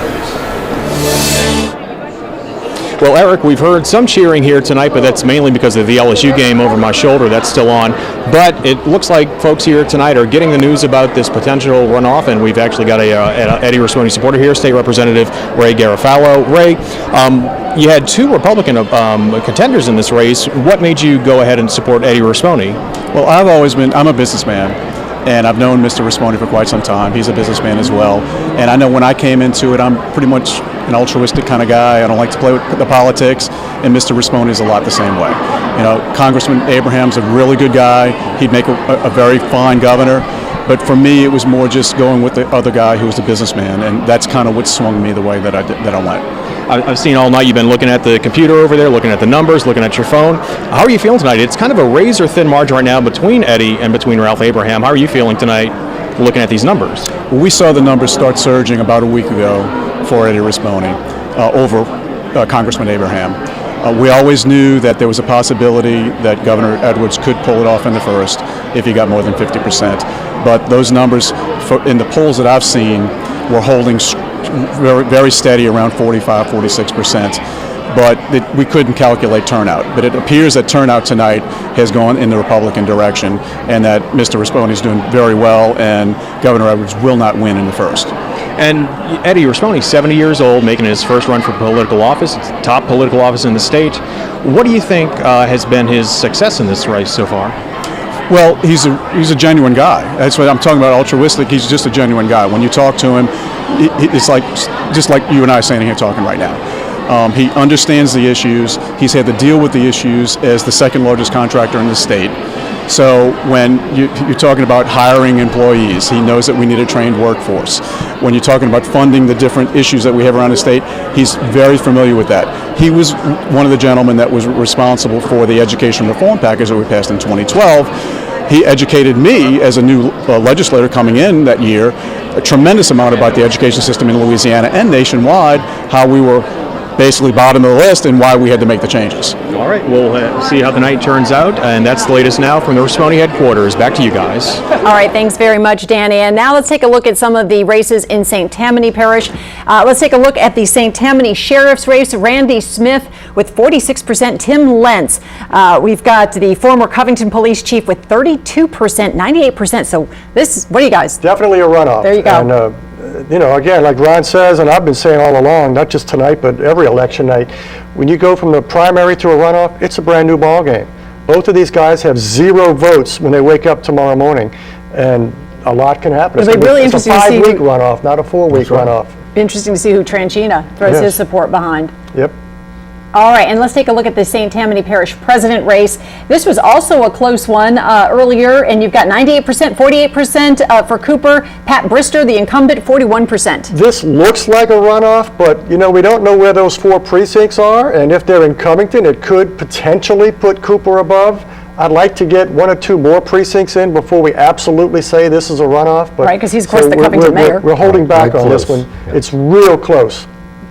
Wow. All right. So at this point, we've got a runoff in the gubernatorial race that we are calling tonight. It is 9:58. We'll be back with more right after this.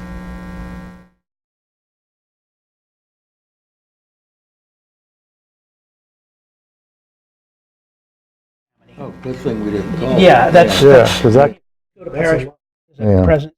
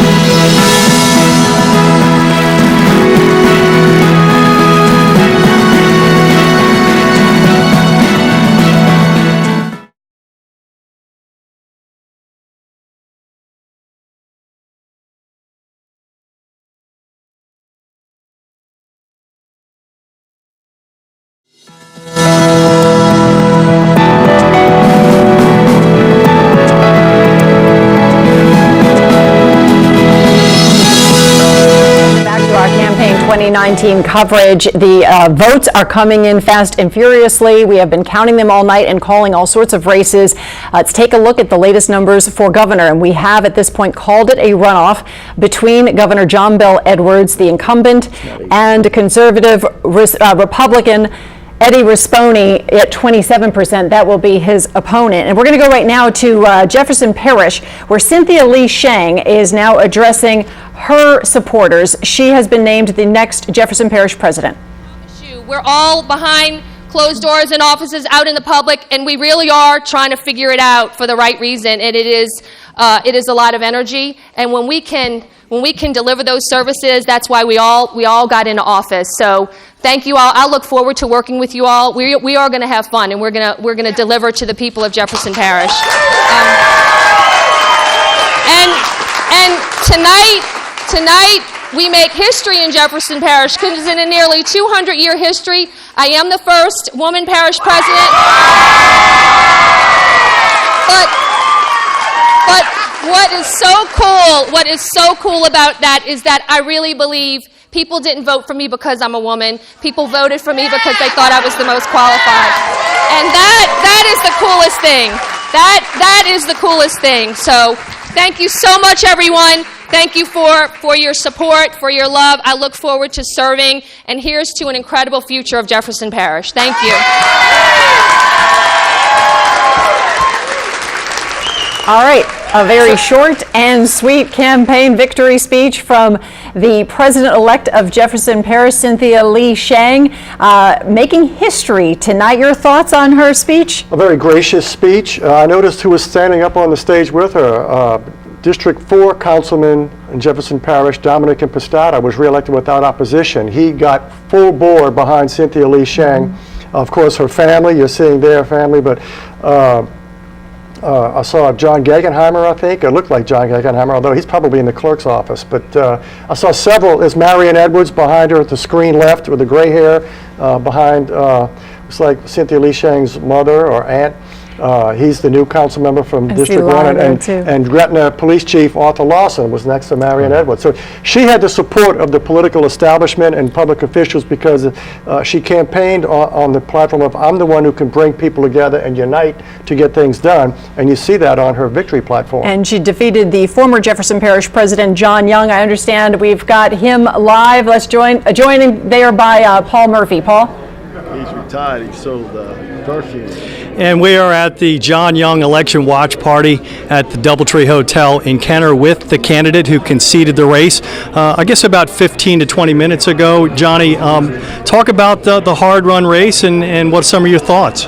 Well, we ran a very aggressive, very fact-based, issue-oriented campaign.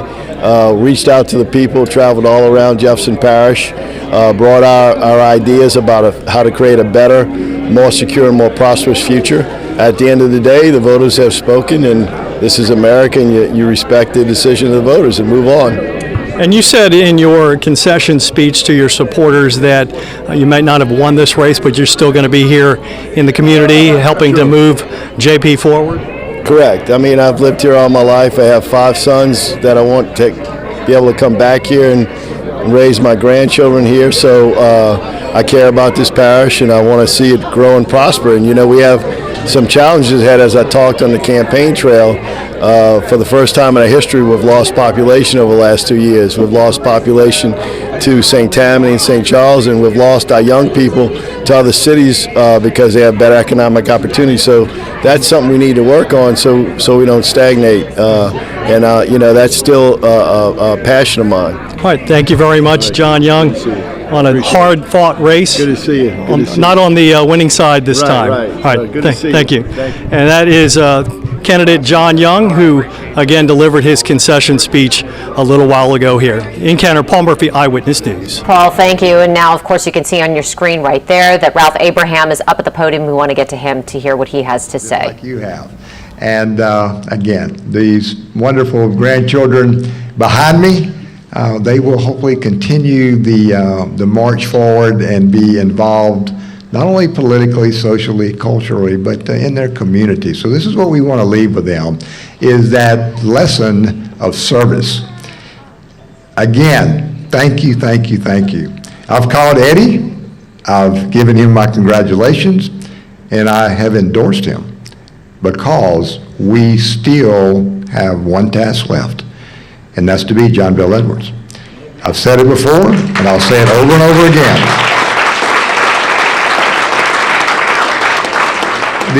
The reason Diane and I jumped in this race to begin with is we simply did not like where we were as a state, dead last in everything. The only way to fix that is to put somebody else in that position. So we're going to march forward November 16th. We're going to beat him from the Republican standpoint, and hopefully we move in a direction that we all know we can be. I'm looking out among the crowd. You're all my friends. You're all my supporters. Again, just a big thanks. We will continue to serve you in Congress, and we will continue to march forward and do what we know is right and righteous. And again, we'll be at church in the morning with our good pastor and First Lady over there, and I would encourage all of you to do the same. So thank you for coming out. Good night, and God bless you. Thank you. All right, Ralph Abraham right now giving his concession speech. You just heard it there. He said now the focus is, of course, beating Governor John Bel Edwards. Right, the two of them, of course, going at Governor Edwards. President Trump making a visit here. Now we're going to see that big national money pouring into the state as Eddie Rispone and John Bel Edwards square off in a runoff. Now there are many other big races that we've been following throughout the night. Some of them are in St. Tammany Parish, and Greg Rigamer, our man with the numbers, is standing by to give us an update on some of the big parish president race as well as the sheriff's race in St. Tammany, which is also a hot one. Yeah, it's very interesting. While we have only 3 precincts out, the fact of the matter is there have been about 50,000 votes cast in St. Tammany today, but we have not had any information from the 25,000 early votes that were cast. So in other words, we got 50,000 votes showing up with only 3 precincts left outstanding, but another 25 to be counted. That's why I'm saying I believe it's too early to call these 2 critical races solely on election day voting. Early voting is 25,000 votes. We've only have 50,000 votes cast so far. Greg, how does this happen that we don't see those first slug of early votes? That's usually what we expect to talk to you about for the first hour of our coverage. So how does this happen? I know.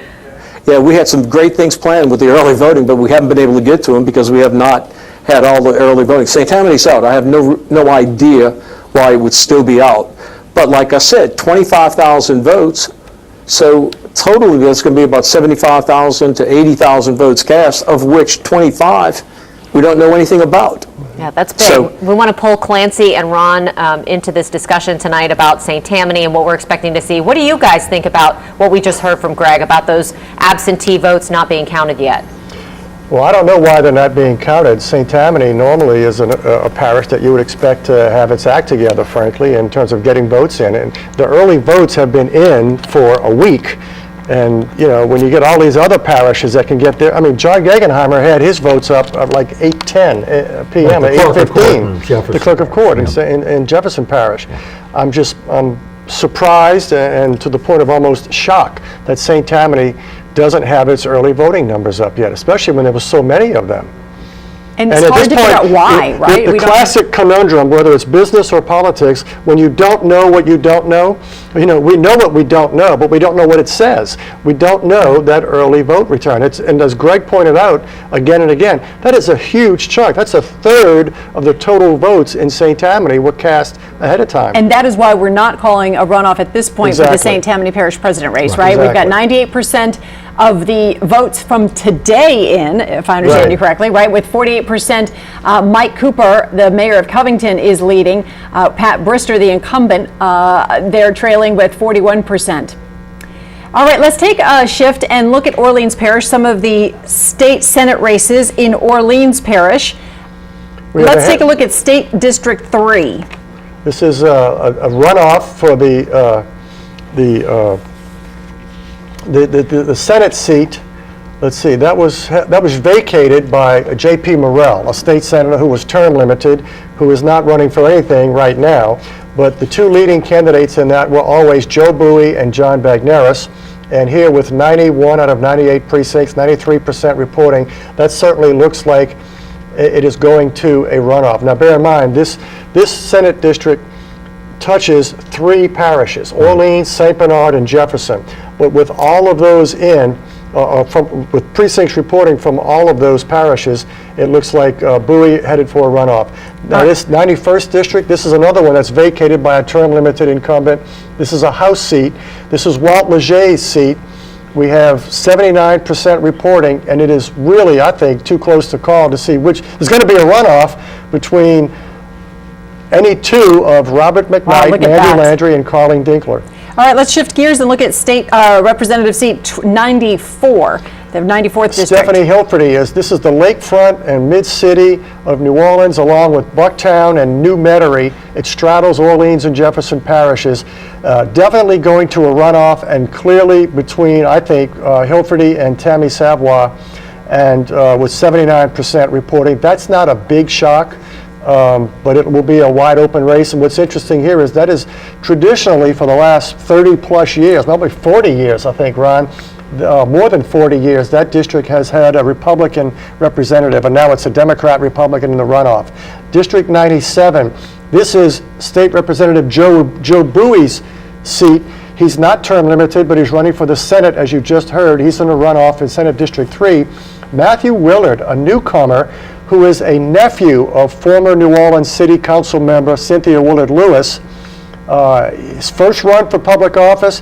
When I say he came out of nowhere, Eugene Green had all of the organized political support, and here Matthew Willard is running first with only 8 precincts out, 85%. A really tremendous showing by Matthew Willard. Didn't have a lot of money, just went out and knocked doors and put up signs. And that looked like that one was a sort of a toss-up as to who would be the opponent, because it was so close at this point. Now, speaking of toss-ups, District 98, this is State Representative Neil Abramson's district. He is term limited, not running for anything else. Amy Adado Freeman, no surprise that she's running first, but look at the race for second place. 76 votes separate Kia Sherman from Ravi Sangisetti, and only another less than 200 votes between Sangisetti and Carlos Zervigon. So clearly Freeman in a runoff, but we're not sure yet who she's in the runoff with. All Democrats in that race. All right, good candidates too. Let's take another look at the gubernatorial race. And again, we have already called this a runoff, but here are the latest numbers with 96% of the precincts in. Yep, you know, we have less than 200 precincts out, and probably most of those are Orleans Parish, I would bet. Probably at least half of those are Orleans Parish. And John Edwards still at 46%.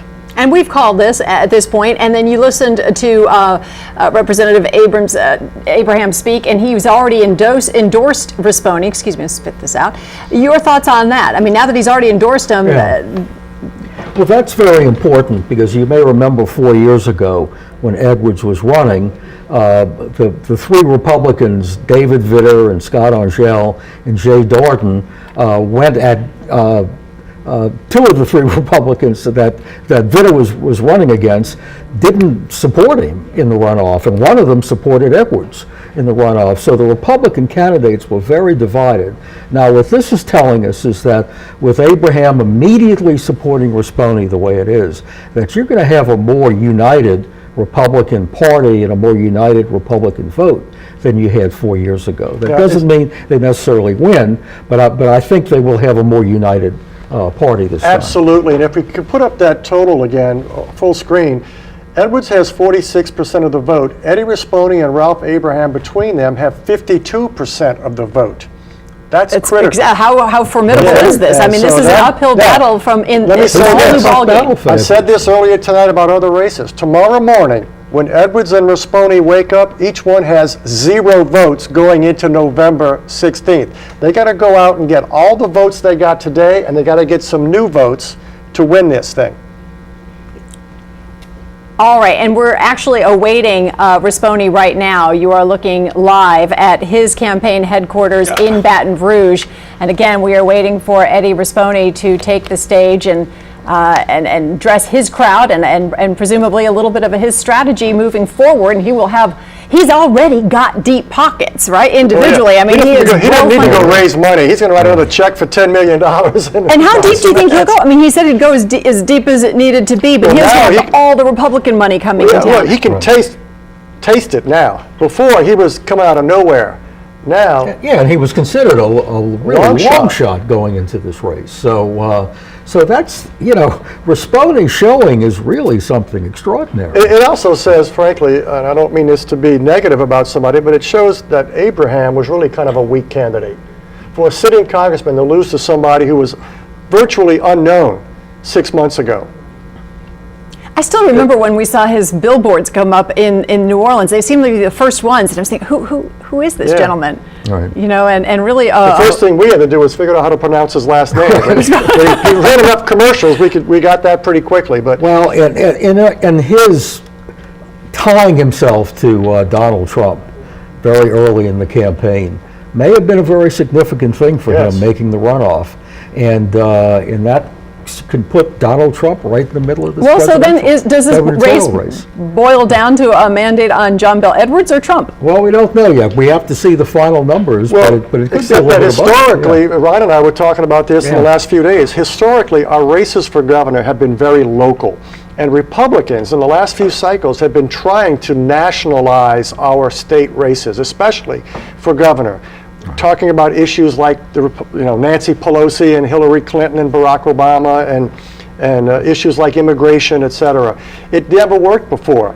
Now the issue is Donald Trump for Eddie Raspone. He came out, as Ron said, his very first commercial and said, Trump, Trump, Trump, Trump. And that got him out there and it got him noticed. And then he started attacking Abraham. He got criticized for that, but it worked. Right, and put him ahead of Abraham. Right. And so now this could be the election that changes things for Louisiana. Going into this runoff, it's going to be a national race now. Right, because you see, 4 years ago, the race, as extraordinary as it was really a traditional Louisiana personality contest, and the Democrat ultimately won it.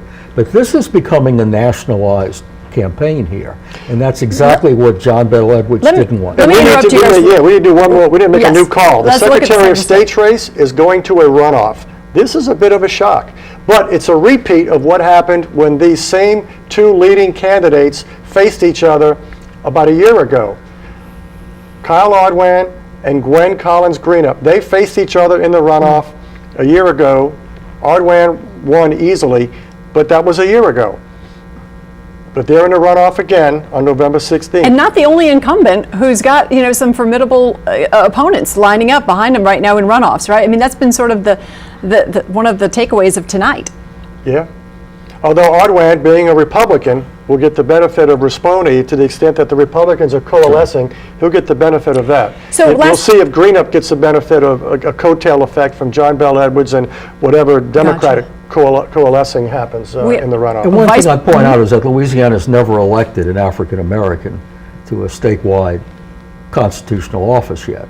So at some point, it'll happen. Yes. And I'm sure Ms. Greenup is hoping she will be that person. But back to the gubernatorial race, we had Vice President Pence in last week, then President Trump right after him. Are we going to see a lot more of them in the next month? Yes. Yeah, I think Trump will be down at least once, maybe twice. Absolutely. All right. He'll be calls, commercials, you name it. But I promise you, we won't see Nancy Pelosi, and we won't see Elizabeth Warren.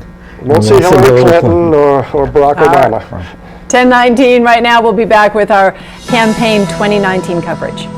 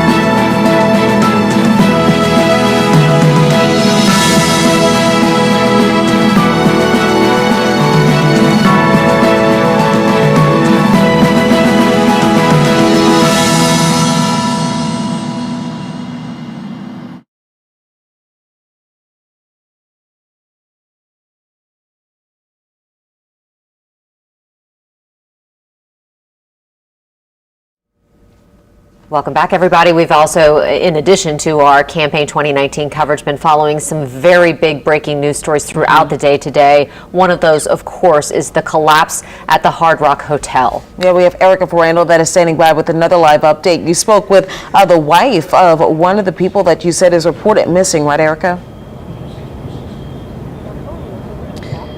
That's right. We spoke with the wife of one man who is believed to be missing inside the building, and now there are about a dozen friends and family members. You can see them behind me. They are camping out here for the night, and they say they plan to stay here until they find 49-year-old Anthony Magretta. We spoke with his wife. Apparently, he has 4 grown kids. He has several grandchildren. His wife told me he loves his family. He's really funny, always caring, and she said he actually wasn't even supposed to be in today. Apparently, he got called in, and now she has friends and family surrounding her. People are bringing them food. The Jung Hotel donated a whole thing of coffee to them, and there was actually just a woman just a couple minutes ago who came up to them and said, I know you need help. I don't know what I can do, so here's some money. We don't know how much she gave her, but I know she's just trying to help this family in any way that we can. We know there are still 2 people missing. We know a search and rescue team searched for several hours today and did not find anyone. They had to stop searching tonight.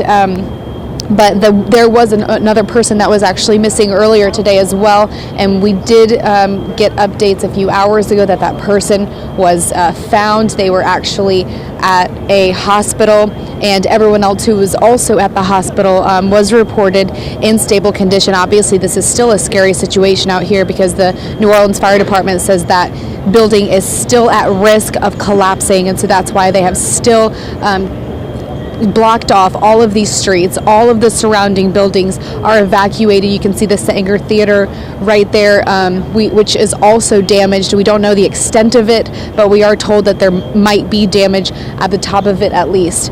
So we are staying out here trying to get updates on this situation. Obviously a very heartbroken wife right now, and she's trying to stay positive, trying to stay hopeful, but she said she wants people to know who her husband is so that she can get as many prayers as possible, and she says she is just not leaving. She is going to stay out here until he is found. Reporting live in New Orleans, I'm Erica Ferrando, Eyewitness News. Erica, thank you so much. It's just really touching and sad to see the family sitting there. That is the truest definition of the word vigil that they're holding tonight as they hope and pray that they can find their loved ones. And so many people in the surrounding area, businesses, restaurants have stopped by, as you just heard Erica say, offering whatever they can to help out because, of course, obviously a very painful feeling to sit there and wait to hear hopefully some news of your loved one. Yeah. All right, we are still continuing, of course, to follow along with the election results that are coming, and let's send things back over to Karen Swinson. All right, let's take a look at some of the state house races. We've got a lot of precincts reporting, but really such tight races, it's hard to call at this point. You know, when you look at statewide, the difference between 30 and 28 in a statewide race is a lot, but when you're looking at only 8 precincts out of, rather you've got 9 precincts out of 53. That's a lot of precincts, a lot of votes out, and the difference between them is only 130 votes between Mandy Landry and Colleen Dinkler. So we know this is a runoff, but we don't know which 2 out of those 3 is going to are going to make it. So we're going to come back and visit that one again when we get more votes. Let's go to the next one. How about 94, state representative 94? We've already called that, and it looks like it's holding up. Stephanie Hilferty running first. Tammy Savoy. The key thing there is it's a Republican versus a Democrat in the runoff. That district has not been represented by a Democrat in over 40 years. So it's going to be an uphill slog for Tammy Savoy, but you know, everything changes at some point, so we'll see what happens there. This is a bit of a surprise, and a hat tip to Matthew Willard, a young man who came out seemingly out of nowhere, but he worked real hard and passed up the guy he looks like he's going to be in a runoff with, Eugene Green, although Ethan Ashley has come on very strong in the closing weeks. We got 8 precincts out there, so I think it's clear that Willard is going to be in the runoff. It looks like Green, but I'd like to see another 4 or 5 precincts in that one before we finally call that one, but definitely Willard in a runoff. And here we know that Amy Adado Freeman is going to be in a runoff. Again, 8 precincts out in that district as well, but with only 76 votes separating Kia Sherman and Ravi Sangisetti, and another 175 votes for Carlos Zervigon. A lot can still happen there. All right, let's take a look at the 99th district. This is the district vacated by State Representative Jimmy Harris, who is not term limited, but he's the new senator in Senate District 4. He ran for that one unopposed. Candace Newell on the cusp of winning it all. So this is an open seat. Everybody here running. I think Adonis Expose qualified once before, but didn't stay in the race. That one looked to be very close, but Newell is very close to winning it all, and we just got to get a few more precincts in. There are 5 precincts out, and she could potentially win it all. She doesn't have quite 50% plus there. She's really just under 50%. Ron, this is your old district. Why don't you call it? Well, I'm going to call it for Jason Hughes. He has a significant lead over Anthony Jackson, and he is the new representative for District 100. And having served in that position before, I wish him well. Always gracious. Always it's easy gracious. to call when it's 100% reporting. None of us can get that one wrong. Well, it's 10:27, and we are still waiting to hear from Governor John Bel Edwards and Eddie Rispone as they address their respective supporters. We're going to take a short break, and we'll be right back with more continuing coverage of Campaign 2019.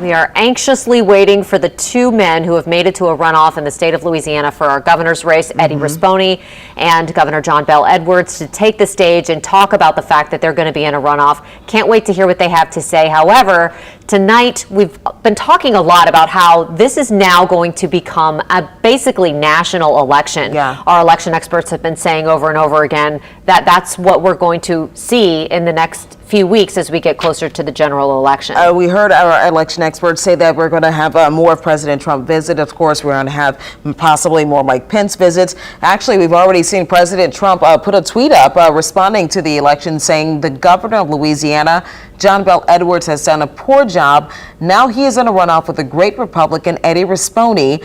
Thank you, Louisiana. 66% down to 47% after I explained what a bad job the governor was doing, and something Karen mentioned a little bit earlier, along with Clancy as well, asking if President Trump was going to take some responsibility and making this happen. And obviously we saw it happen right there. All right, there's your answer. And this is where the numbers stand right now. 97% of precincts reporting, 46% of the vote went to John Bel Edwards, 28% to Eddie Rispone, and Ralph Abraham at 24%. That's key. He has already said that he fully plans to throw his weight behind Eddie Rispone in order to try and get our governor's seat Republican in the next election. So that's something that we're going to have to wait and see in the next few weeks. And again, I think we're going to see a lot of national money pouring in, and then, of course, influence from people as high up as President Trump. We do want to check in tonight with Eric Paulson and Sheba Turk, who are at the Governor Edwards campaign headquarters in Baton Rouge, also waiting to hear him speak. Sheba and Eric? Well, it has been vacant behind us for most of the evening. The only cheers we've had tonight are for the LSU game. LSU beat Florida. It was really a good game. Yes. That had a bigger crowd over where the monitor was for the game than over here where the election results were coming in, because when it came out that it's going to be a runoff, there was a pall in this room. Yeah, the crowd really was not excited about that. They were really focused on the game.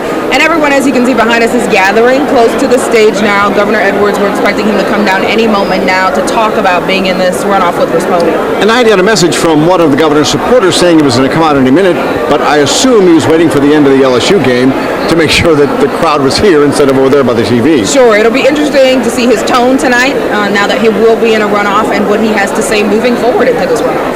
And especially, there were some fireworks between him and Rispoli, between him and Abraham. So, we'll just have to see it. It should be a very interesting race, and I'll be curious to see what both candidates say tonight as they were talking about on the desk tonight. Sure, and they both talked about their relationship with President Trump. Rispoli really ran a campaign saying that he supported Trump very strongly, and Governor John Bel Edwards has also stressed to voters that he has a good relationship with President Trump. Of course, President Trump was in town yesterday, though, encouraging voters to vote for one of the two Republicans in the race. And we said this earlier, Eddie Rispoli, a very dark horse in this campaign, who came from political obscurity, all of a sudden to everybody knows him now. Sure, and he kind of banked on that, also saying that he was a businessman and not a politician, similar Following to that Trump mode, similar to what Trump said, which I think is what he ran a lot of his platform on. So it'll be interesting to see how voters take that Trump relationship from each candidate. Yeah, and when we saw those early votes come in Jefferson Parish, where Edwards had 54% of the vote, there was a lot of happy faces here when they heard that news. And then when they went to the runoff, when it was deemed to be a runoff, you could see the air go out of the balloon here, as we said earlier. And you wonder how the governor's going to, he's got to put a happy face on this. He's got to put a positive spin on this, because it's going to be a tough race considering all the money that's going to be poured in and the Republican support that Eddie Rispoli will have. Sure, and I think this is a very lackluster night for what people expected to come out for. As we said, much of the excitement was over the game. I was at his watch parties, in 2015 for the primary and for the runoff, of course, when he was elected governor back then, and there was just excitement, so much excitement throughout the night and focus on what would happen. Tonight here, it seemed like people kind of were hoping for the best, and when that didn't happen, they're just kind of hanging around to hear him speak. And I'm not sure if Rispoli is waiting for Edwards or Edwards waiting for Rispoli before either one of them takes the stage tonight. Sure, and we'll have to see what his message is. Again, he's been hopeful throughout this entire campaign. My guess is he's going to carry that hope through the runoff. That just seems to be his tone in elections. And I do wonder how much the speech has changed. All right, Eddie Rispoli is coming out over at LeBairs. Let's go over to there.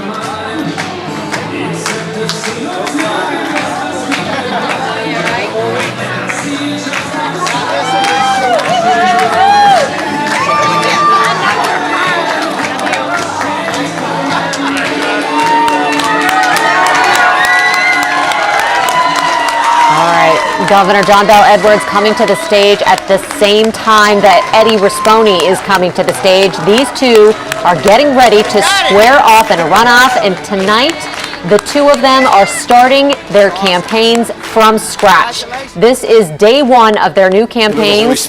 Eddie Rispoli, we're expecting to hear from in just a second, and they are introducing Governor John Bel Edwards as well. So here's Eddie Rispoli. Louisiana. LSU did something great tonight too, all right. I would have been out here about 3 minutes sooner, but had this guy up in Washington, D.C. just called to congratulate us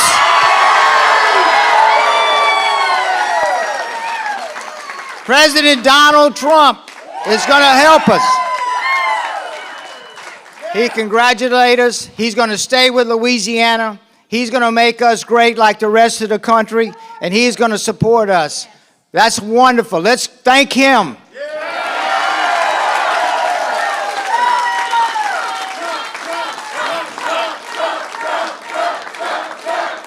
Let's go.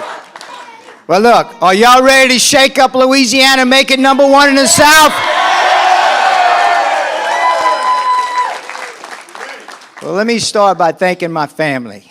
They have been so supportive, especially Linda.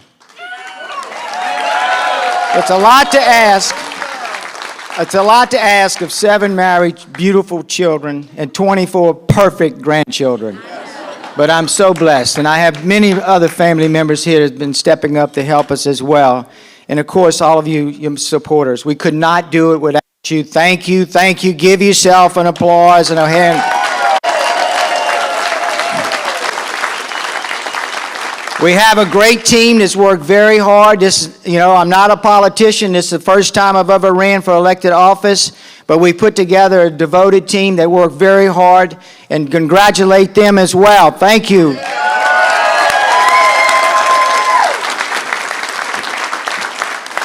And of course, the Almighty God. That's why we're here. We're here to serve the Lord, to do what He asked us to do. We answered His prayers, we answered His requests, and with your prayers, we're going to win. This is just the first step. We're going to be the governor of Louisiana, but we're going to turn this state around.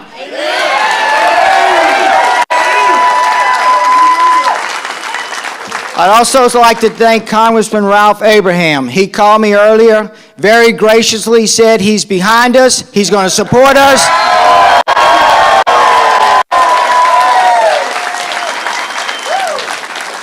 I had to tell him that he worked very, very hard, and Linda and I kept him in our prayers, because the man flew himself all over this state working very hard because he wants to see the change as well. Please keep him in your prayers and thank him as well. Thank you, Congressman. It all boils down. If you want different results, you got to elect a different kind of governor. And what do we have? You know, we started our company, Jerry and I started our company 30 years ago, and there was 3 of us in my living room. And you know what now? Today, we employ almost 4,000 families. We founded that company on treating others like we wanted to be treated and treating everyone with integrity. That's why we're successful. We're going to do the same thing here. You can start with 3 and wind up with 4,000 families. You can turn this state around with the right team, the right attitude, and you can shake up this state and make it great again. Thank you. Let's go do it. Right.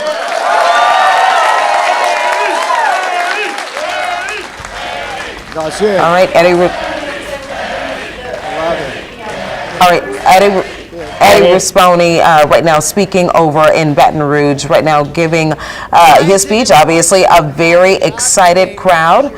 Let's go on over to Karen and Clancy to get your thoughts on this. All right, thanks very much. You heard him mention 2 people getting 2 calls, one from his competitor, one from the president.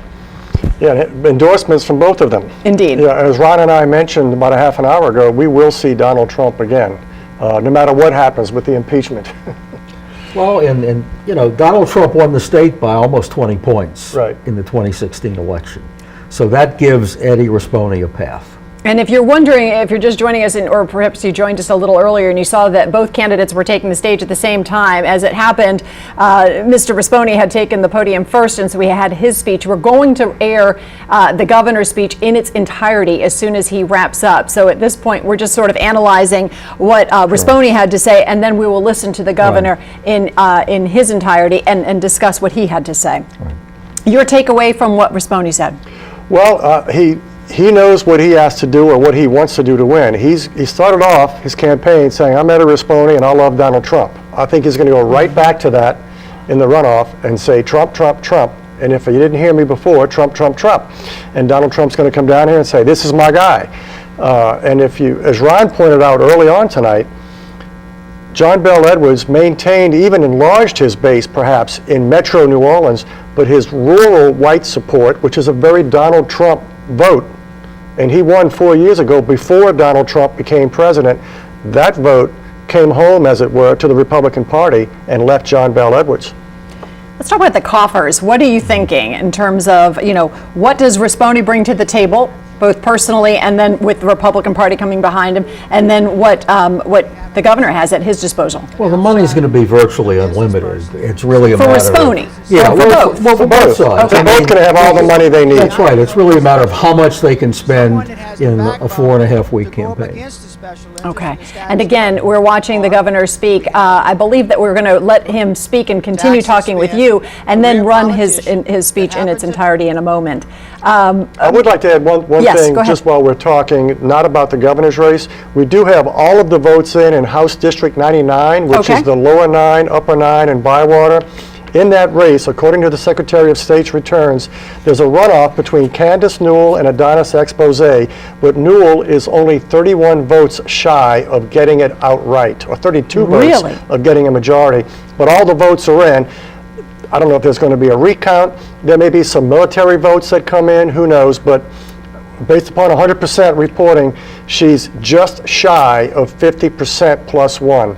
So that looks like a runoff between Candace Newell, who's getting about 50%, and Adonis Expose, who's got 40%, and Jamil Shahir, who's got 10%. Very interesting. And while we're waiting, why don't we take a look at the St. Tammany Parish president race, because that's interesting. We've been just waiting so much for those absentee votes or those early votes. St. Tammany, I think, is the only parish in the state where they are waiting for all of today's vote to come in, and then they're going to load the absentee votes. Please. All of the other parishes, I don't know why this isn't the case in St. Tammany, but literally all 63 other parishes, their clerk of court loaded the absentee votes early tonight. So Jefferson Parish's absentee vote, I should say early vote, was loaded by 8:15. Do you think that was a mistake? Do you think that was an oversight? I don't know if there's some it was computer reason why they can't do it, or just a policy reason, but it makes it difficult to predict. It makes it, not predict, it makes it difficult to know. We don't need to predict anymore, we just need to know.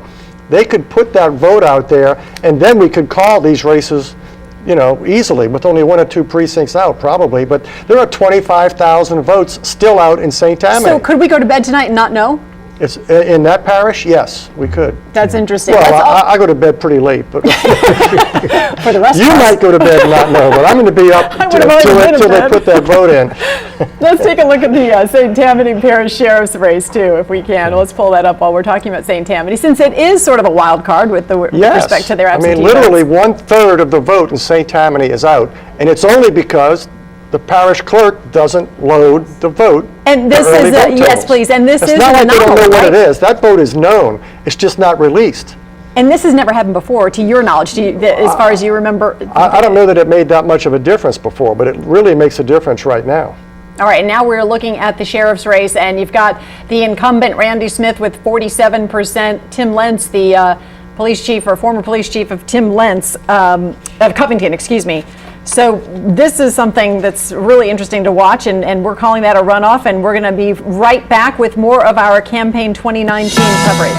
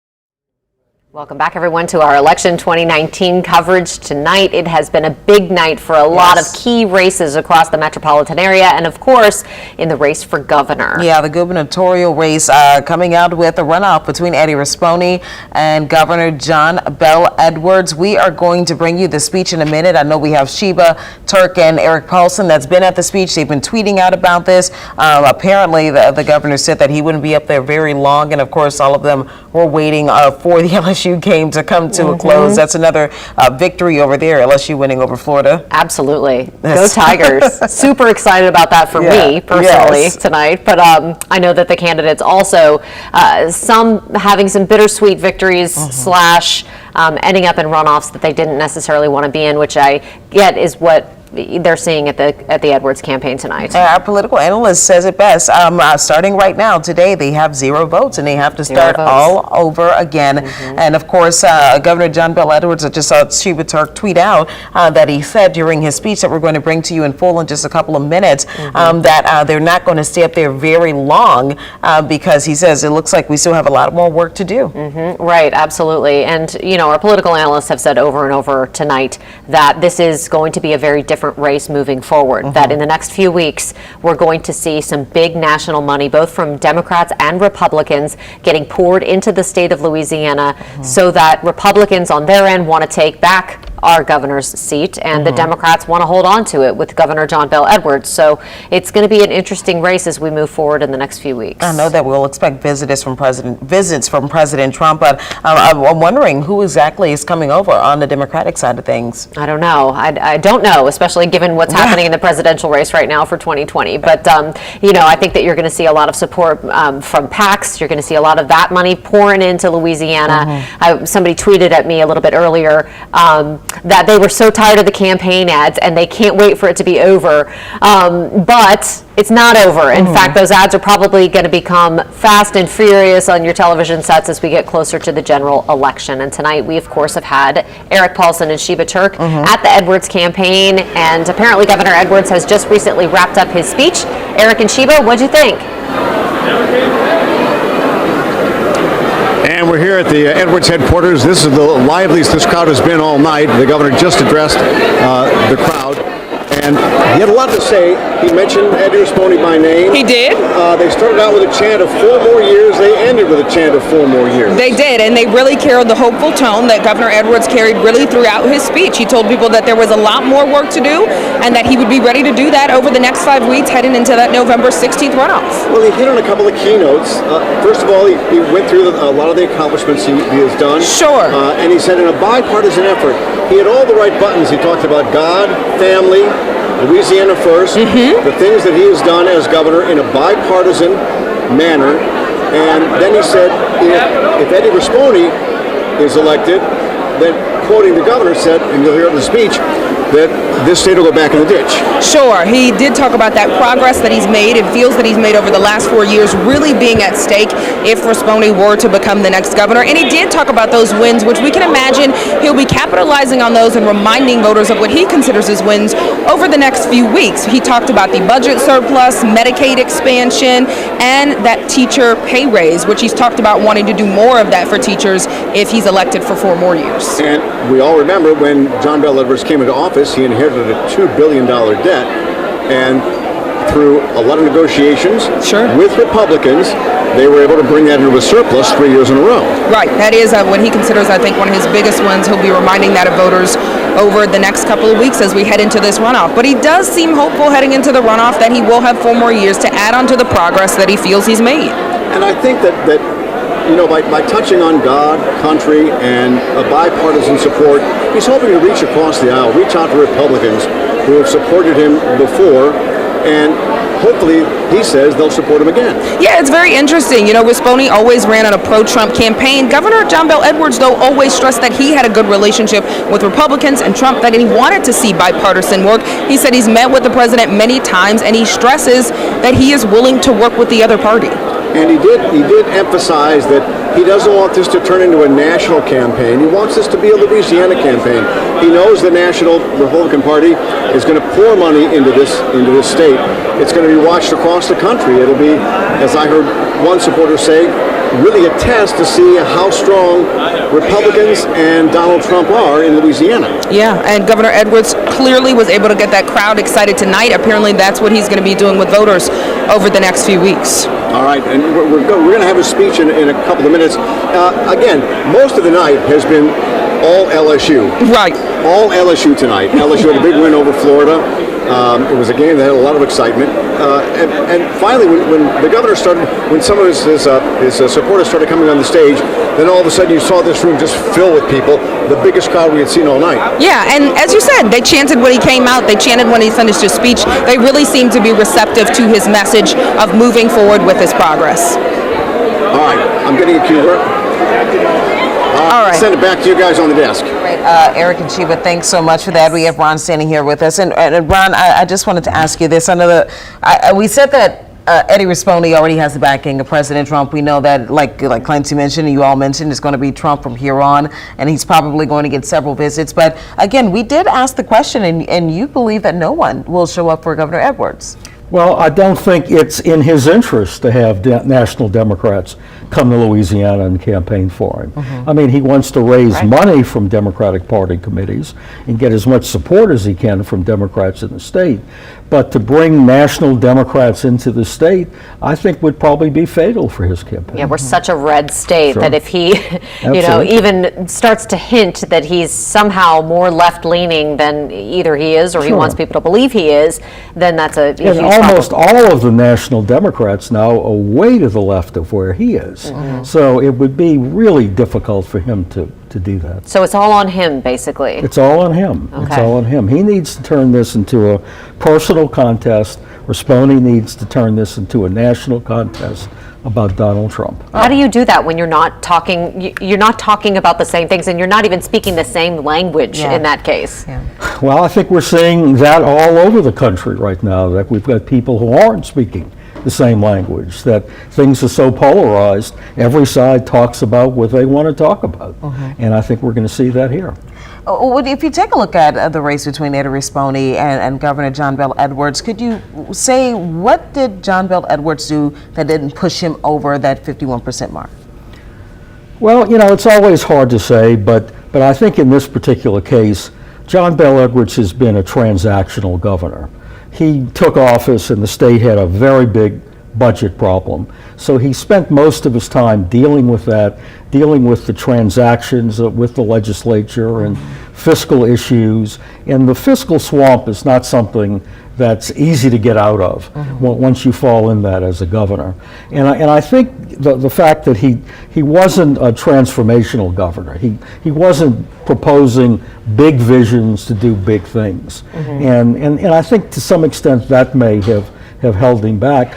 But a lot of it has not so much to do with John Bel Edwards. It's just the nature of the state politics and the state demographics.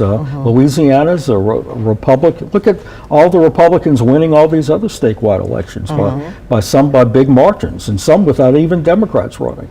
So it's a tough state for a Democrat to win statewide. What does he have to do to win, do you think? Well, he's going to have to, realistically, he's going to have to attack Eddie Rispone, even though some of the John Bel Edwards super PACs did a little bit of that, and of course Abraham did some of that. They're going to have to come out blasting on Rispone. And at the same time, they're going to have to keep it from becoming about Donald Trump. And because even though when the Republicans talk about Trump, even though it may be to their advantage because Trump has a big constituency in this state, he also has a large anti-constituency. So that will hold that vote together for Edwards. But Edwards needs to get it off of that and on to state issues. Now, we're, of course, waiting to hear from Governor Edwards. He has made his campaign speech tonight. We're going to get that to you in just a few minutes, as soon as we can get it turned around so that everybody can see that in its entirety. But in the meantime, this is something that people are going to hear a lot about on their TVs, on the radio. We're going to hear ads like crazy, I would think. Absolutely. And one thing I find a lot of people don't realize the difference between politics in New Orleans and the rest of the state.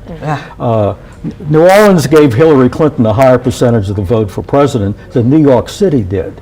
At the same time, Trump was winning Louisiana in a landslide. John Bel Edwards got, I think, 87% of the vote in New Orleans today. So people in New Orleans have a very different perspective on this than do people in the rest of the state. And a lot of people say, well, I'm surprised because I hear people all the time say John Bel Edwards is a good governor. In fact, most of the polls showed that a majority of voters in the state, at least as of a week or two ago, gave John Bel Edwards positive marks for governor. So it wasn't like they're rejecting him for governor.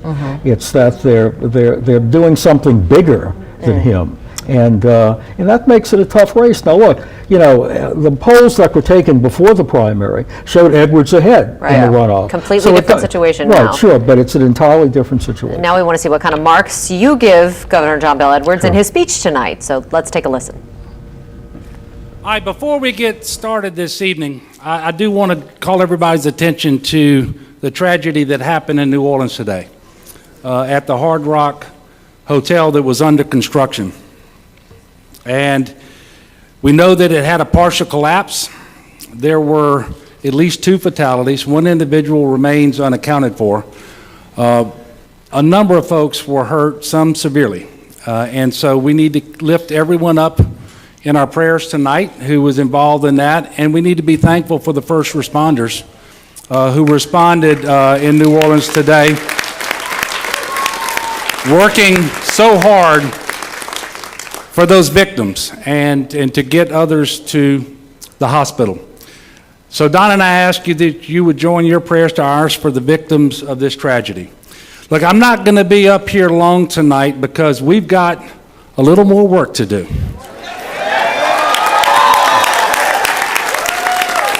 But I make this promise to you. I'll be back up here on November the 16th when we win this election.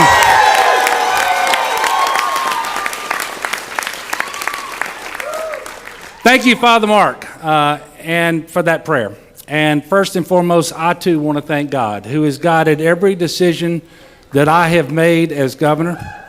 And I want to thank my family, especially my children, and my beautiful wife, and the best First Lady in the history of the great state of Louisiana.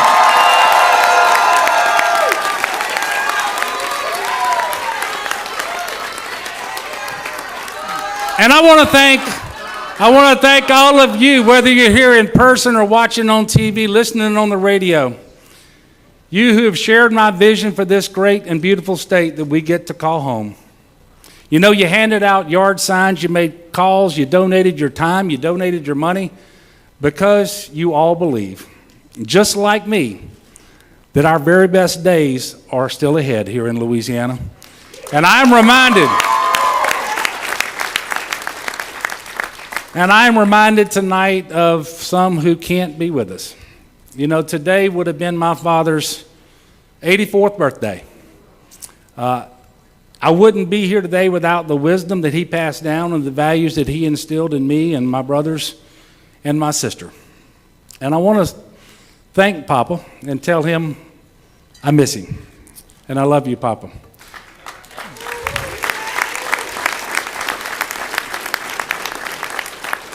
And of course, I'm so grateful to my mother who is with us tonight and who, along with my father, provided so much love and support for our family. I love you, Mama.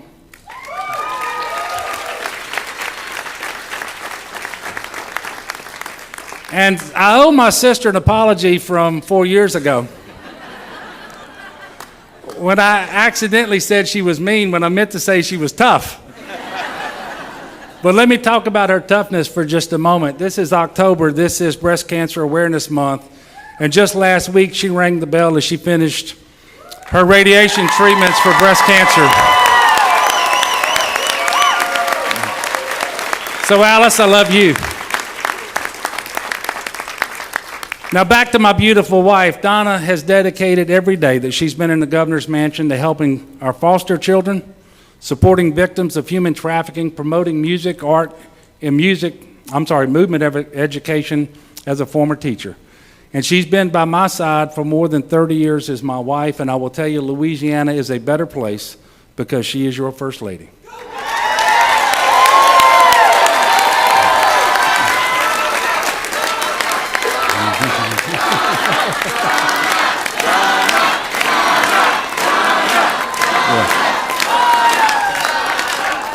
Look, I also want to thank the hardest working campaign staff. I told them from the beginning we were not going to be outworked, and they proved me right. And I appreciate all of their hard efforts, their good efforts. You know, when you elected me your governor 4 years ago, I made a promise to you that I would put Louisiana first. And for the past 4 years, that is exactly what we have done. And let me tell you what that looks like today. We turned a $2 billion deficit, the largest in our state's history, into 3 consecutive surpluses.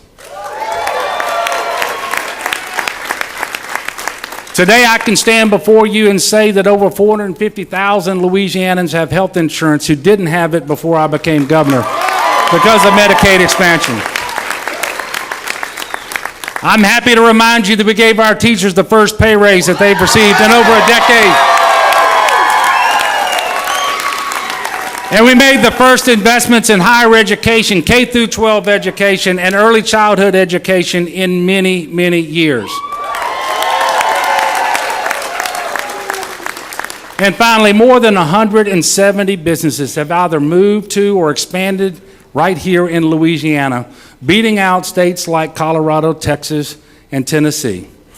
And I'm excited because tonight we are one step closer to 4 more years of moving Louisiana forward.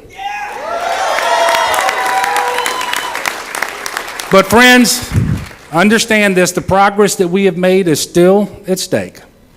It took all of us to put Louisiana back on a path to opportunity and to prosperity. But it only takes one person putting Washington-style politics over the people of Louisiana to reverse everything that we have worked so hard together to accomplish. And my fellow Louisianans, we are not going back. We will not. That is exactly what Eddie Rispone would have us do. He wants to put us right back on the path that led us straight into the ditch. The people of Louisiana don't want double talk. They want their kids to have the best education possible, regardless of their zip code. And when I travel this state and talk to the workers and students and mothers who make up the fabric of our communities, I'm reminded of what we are fighting for. You know, you've often heard me talk about a breeze of hope felt across this great and beautiful state. My friends, you created that breeze of hope, and never once have you let it stop blowing.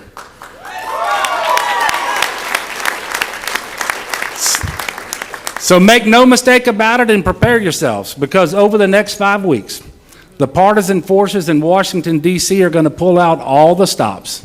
There is nothing they won't say or do to try to win this election, but it will not work. It will not work because we are doing much better now because of the hard and the bipartisan work that we have put into fixing this state.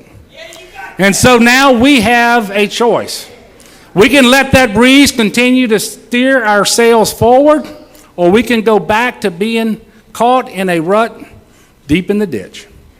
On November 16th, I tell you, I have an idea. On November 16th, let's continue to put Louisiana first. Let's do that. It's 5 weeks. That's all we've got is 5 weeks. And I'm asking everyone out there, let's work together, harder than ever before, to make sure that that happens. I ask for your prayers. I ask for your support. And yes, I ask for your vote on November the 16th. God bless you, and God bless the great state of Louisiana. Let's go make it happen. We heard it from John Bel Edwards himself saying this is going to be a national campaign that they are going to wage against him. He said he's going to emphasize the fact that he's had bipartisan success in Louisiana moving forward, and that it's really going to be a tough fight for the next 5 weeks as Louisiana makes its way to the general election. All right, we're going to send things over to Karen. What do you guys think about this over here? Well, let's turn it over and ask our analysts, too. I mean, we heard him talk about a breeze of hope. We heard him thank a lot of people. But, Ron, I sort of was watching you as you were watching the speech, shaking your head a little bit. What did you think? Was it strong enough? Well, I thought it was a nice, heartfelt speech, but I think it fell short in terms of having the right message. He needed to draw some very deep lines tonight and to sort of lay out how they're going to go after Rispone, how they're going to talk about this campaign, how they're going to frame it. And I just think he didn't quite do what he needed to do. 4 years ago tonight, when he got into the runoff, running first, he gave a fantastic speech. It was just terrific.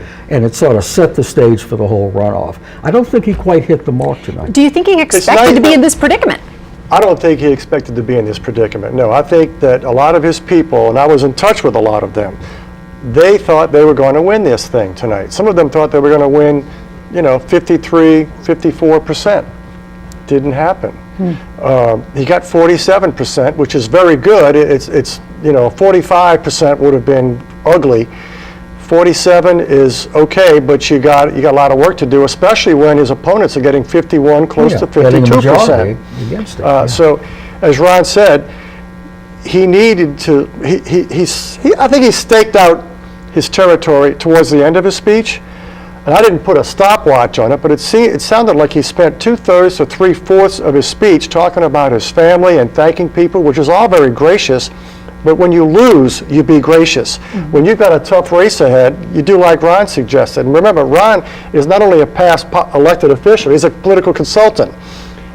The reason Ron was shaking his head was because he was saying he really needs to be drawing a line in the dirt and saying Eddie Rispone's on the wrong side of the line. He didn't do that. He kind of alluded to it, but he sort of gave a hint as, we're going to do this and we're going to do that. He needed to do it tonight because that campaign starts right now. Well, we'll be following him and following Rispone from here on out for the next 5 weeks. Let's turn over now to Greg Rigamer. I understand we have some maybe updated numbers on St. Tammany. We're going to look at the St. Tammany numbers. Yes, St. Tammany is finally in. Everything is complete. In the parish president's race, Mike Cooper was the leading candidate with 48.3%. Pat Bristow with 41.3%. Those two will be in a runoff. As you can see, there's a very definitive vote pattern in here. Mike Cooper dominated on the western side of the parish. This is the Slidell area here where Pat Bristow was the strongest. In the sheriff's race, the numbers, Randy Smith has 45.7% of the vote. Tim Lentz has 33.7. They will be in a runoff. Randy Smith and Tim Lentz. As you can see, once again, an east-west voting pattern there. Nick Tranchina is the blue candidate, which is pretty much the rural area of St. Tammany. So totally, there were about 76,000 votes cast in St. Tammany. That's why withholding 25,000 votes, early votes, we just couldn't make an intelligent prediction about whether these races will be won outright or go to a runoff. All right, and your thoughts on what Greg just said? Well, I guess, I don't know, it's good news or bad news. It's just news that the 25,000 votes that were out didn't change the needle, but they certainly could have. So the early vote reflected pretty much the election day vote, but sometimes that isn't the case. And we were looking at what we thought were runoffs. In fact, we did call a runoff in the sheriff's race early on, and in fact, the incumbent sheriff's vote total went down once the early vote came in. But he still leads, I think, with 46 or 47%.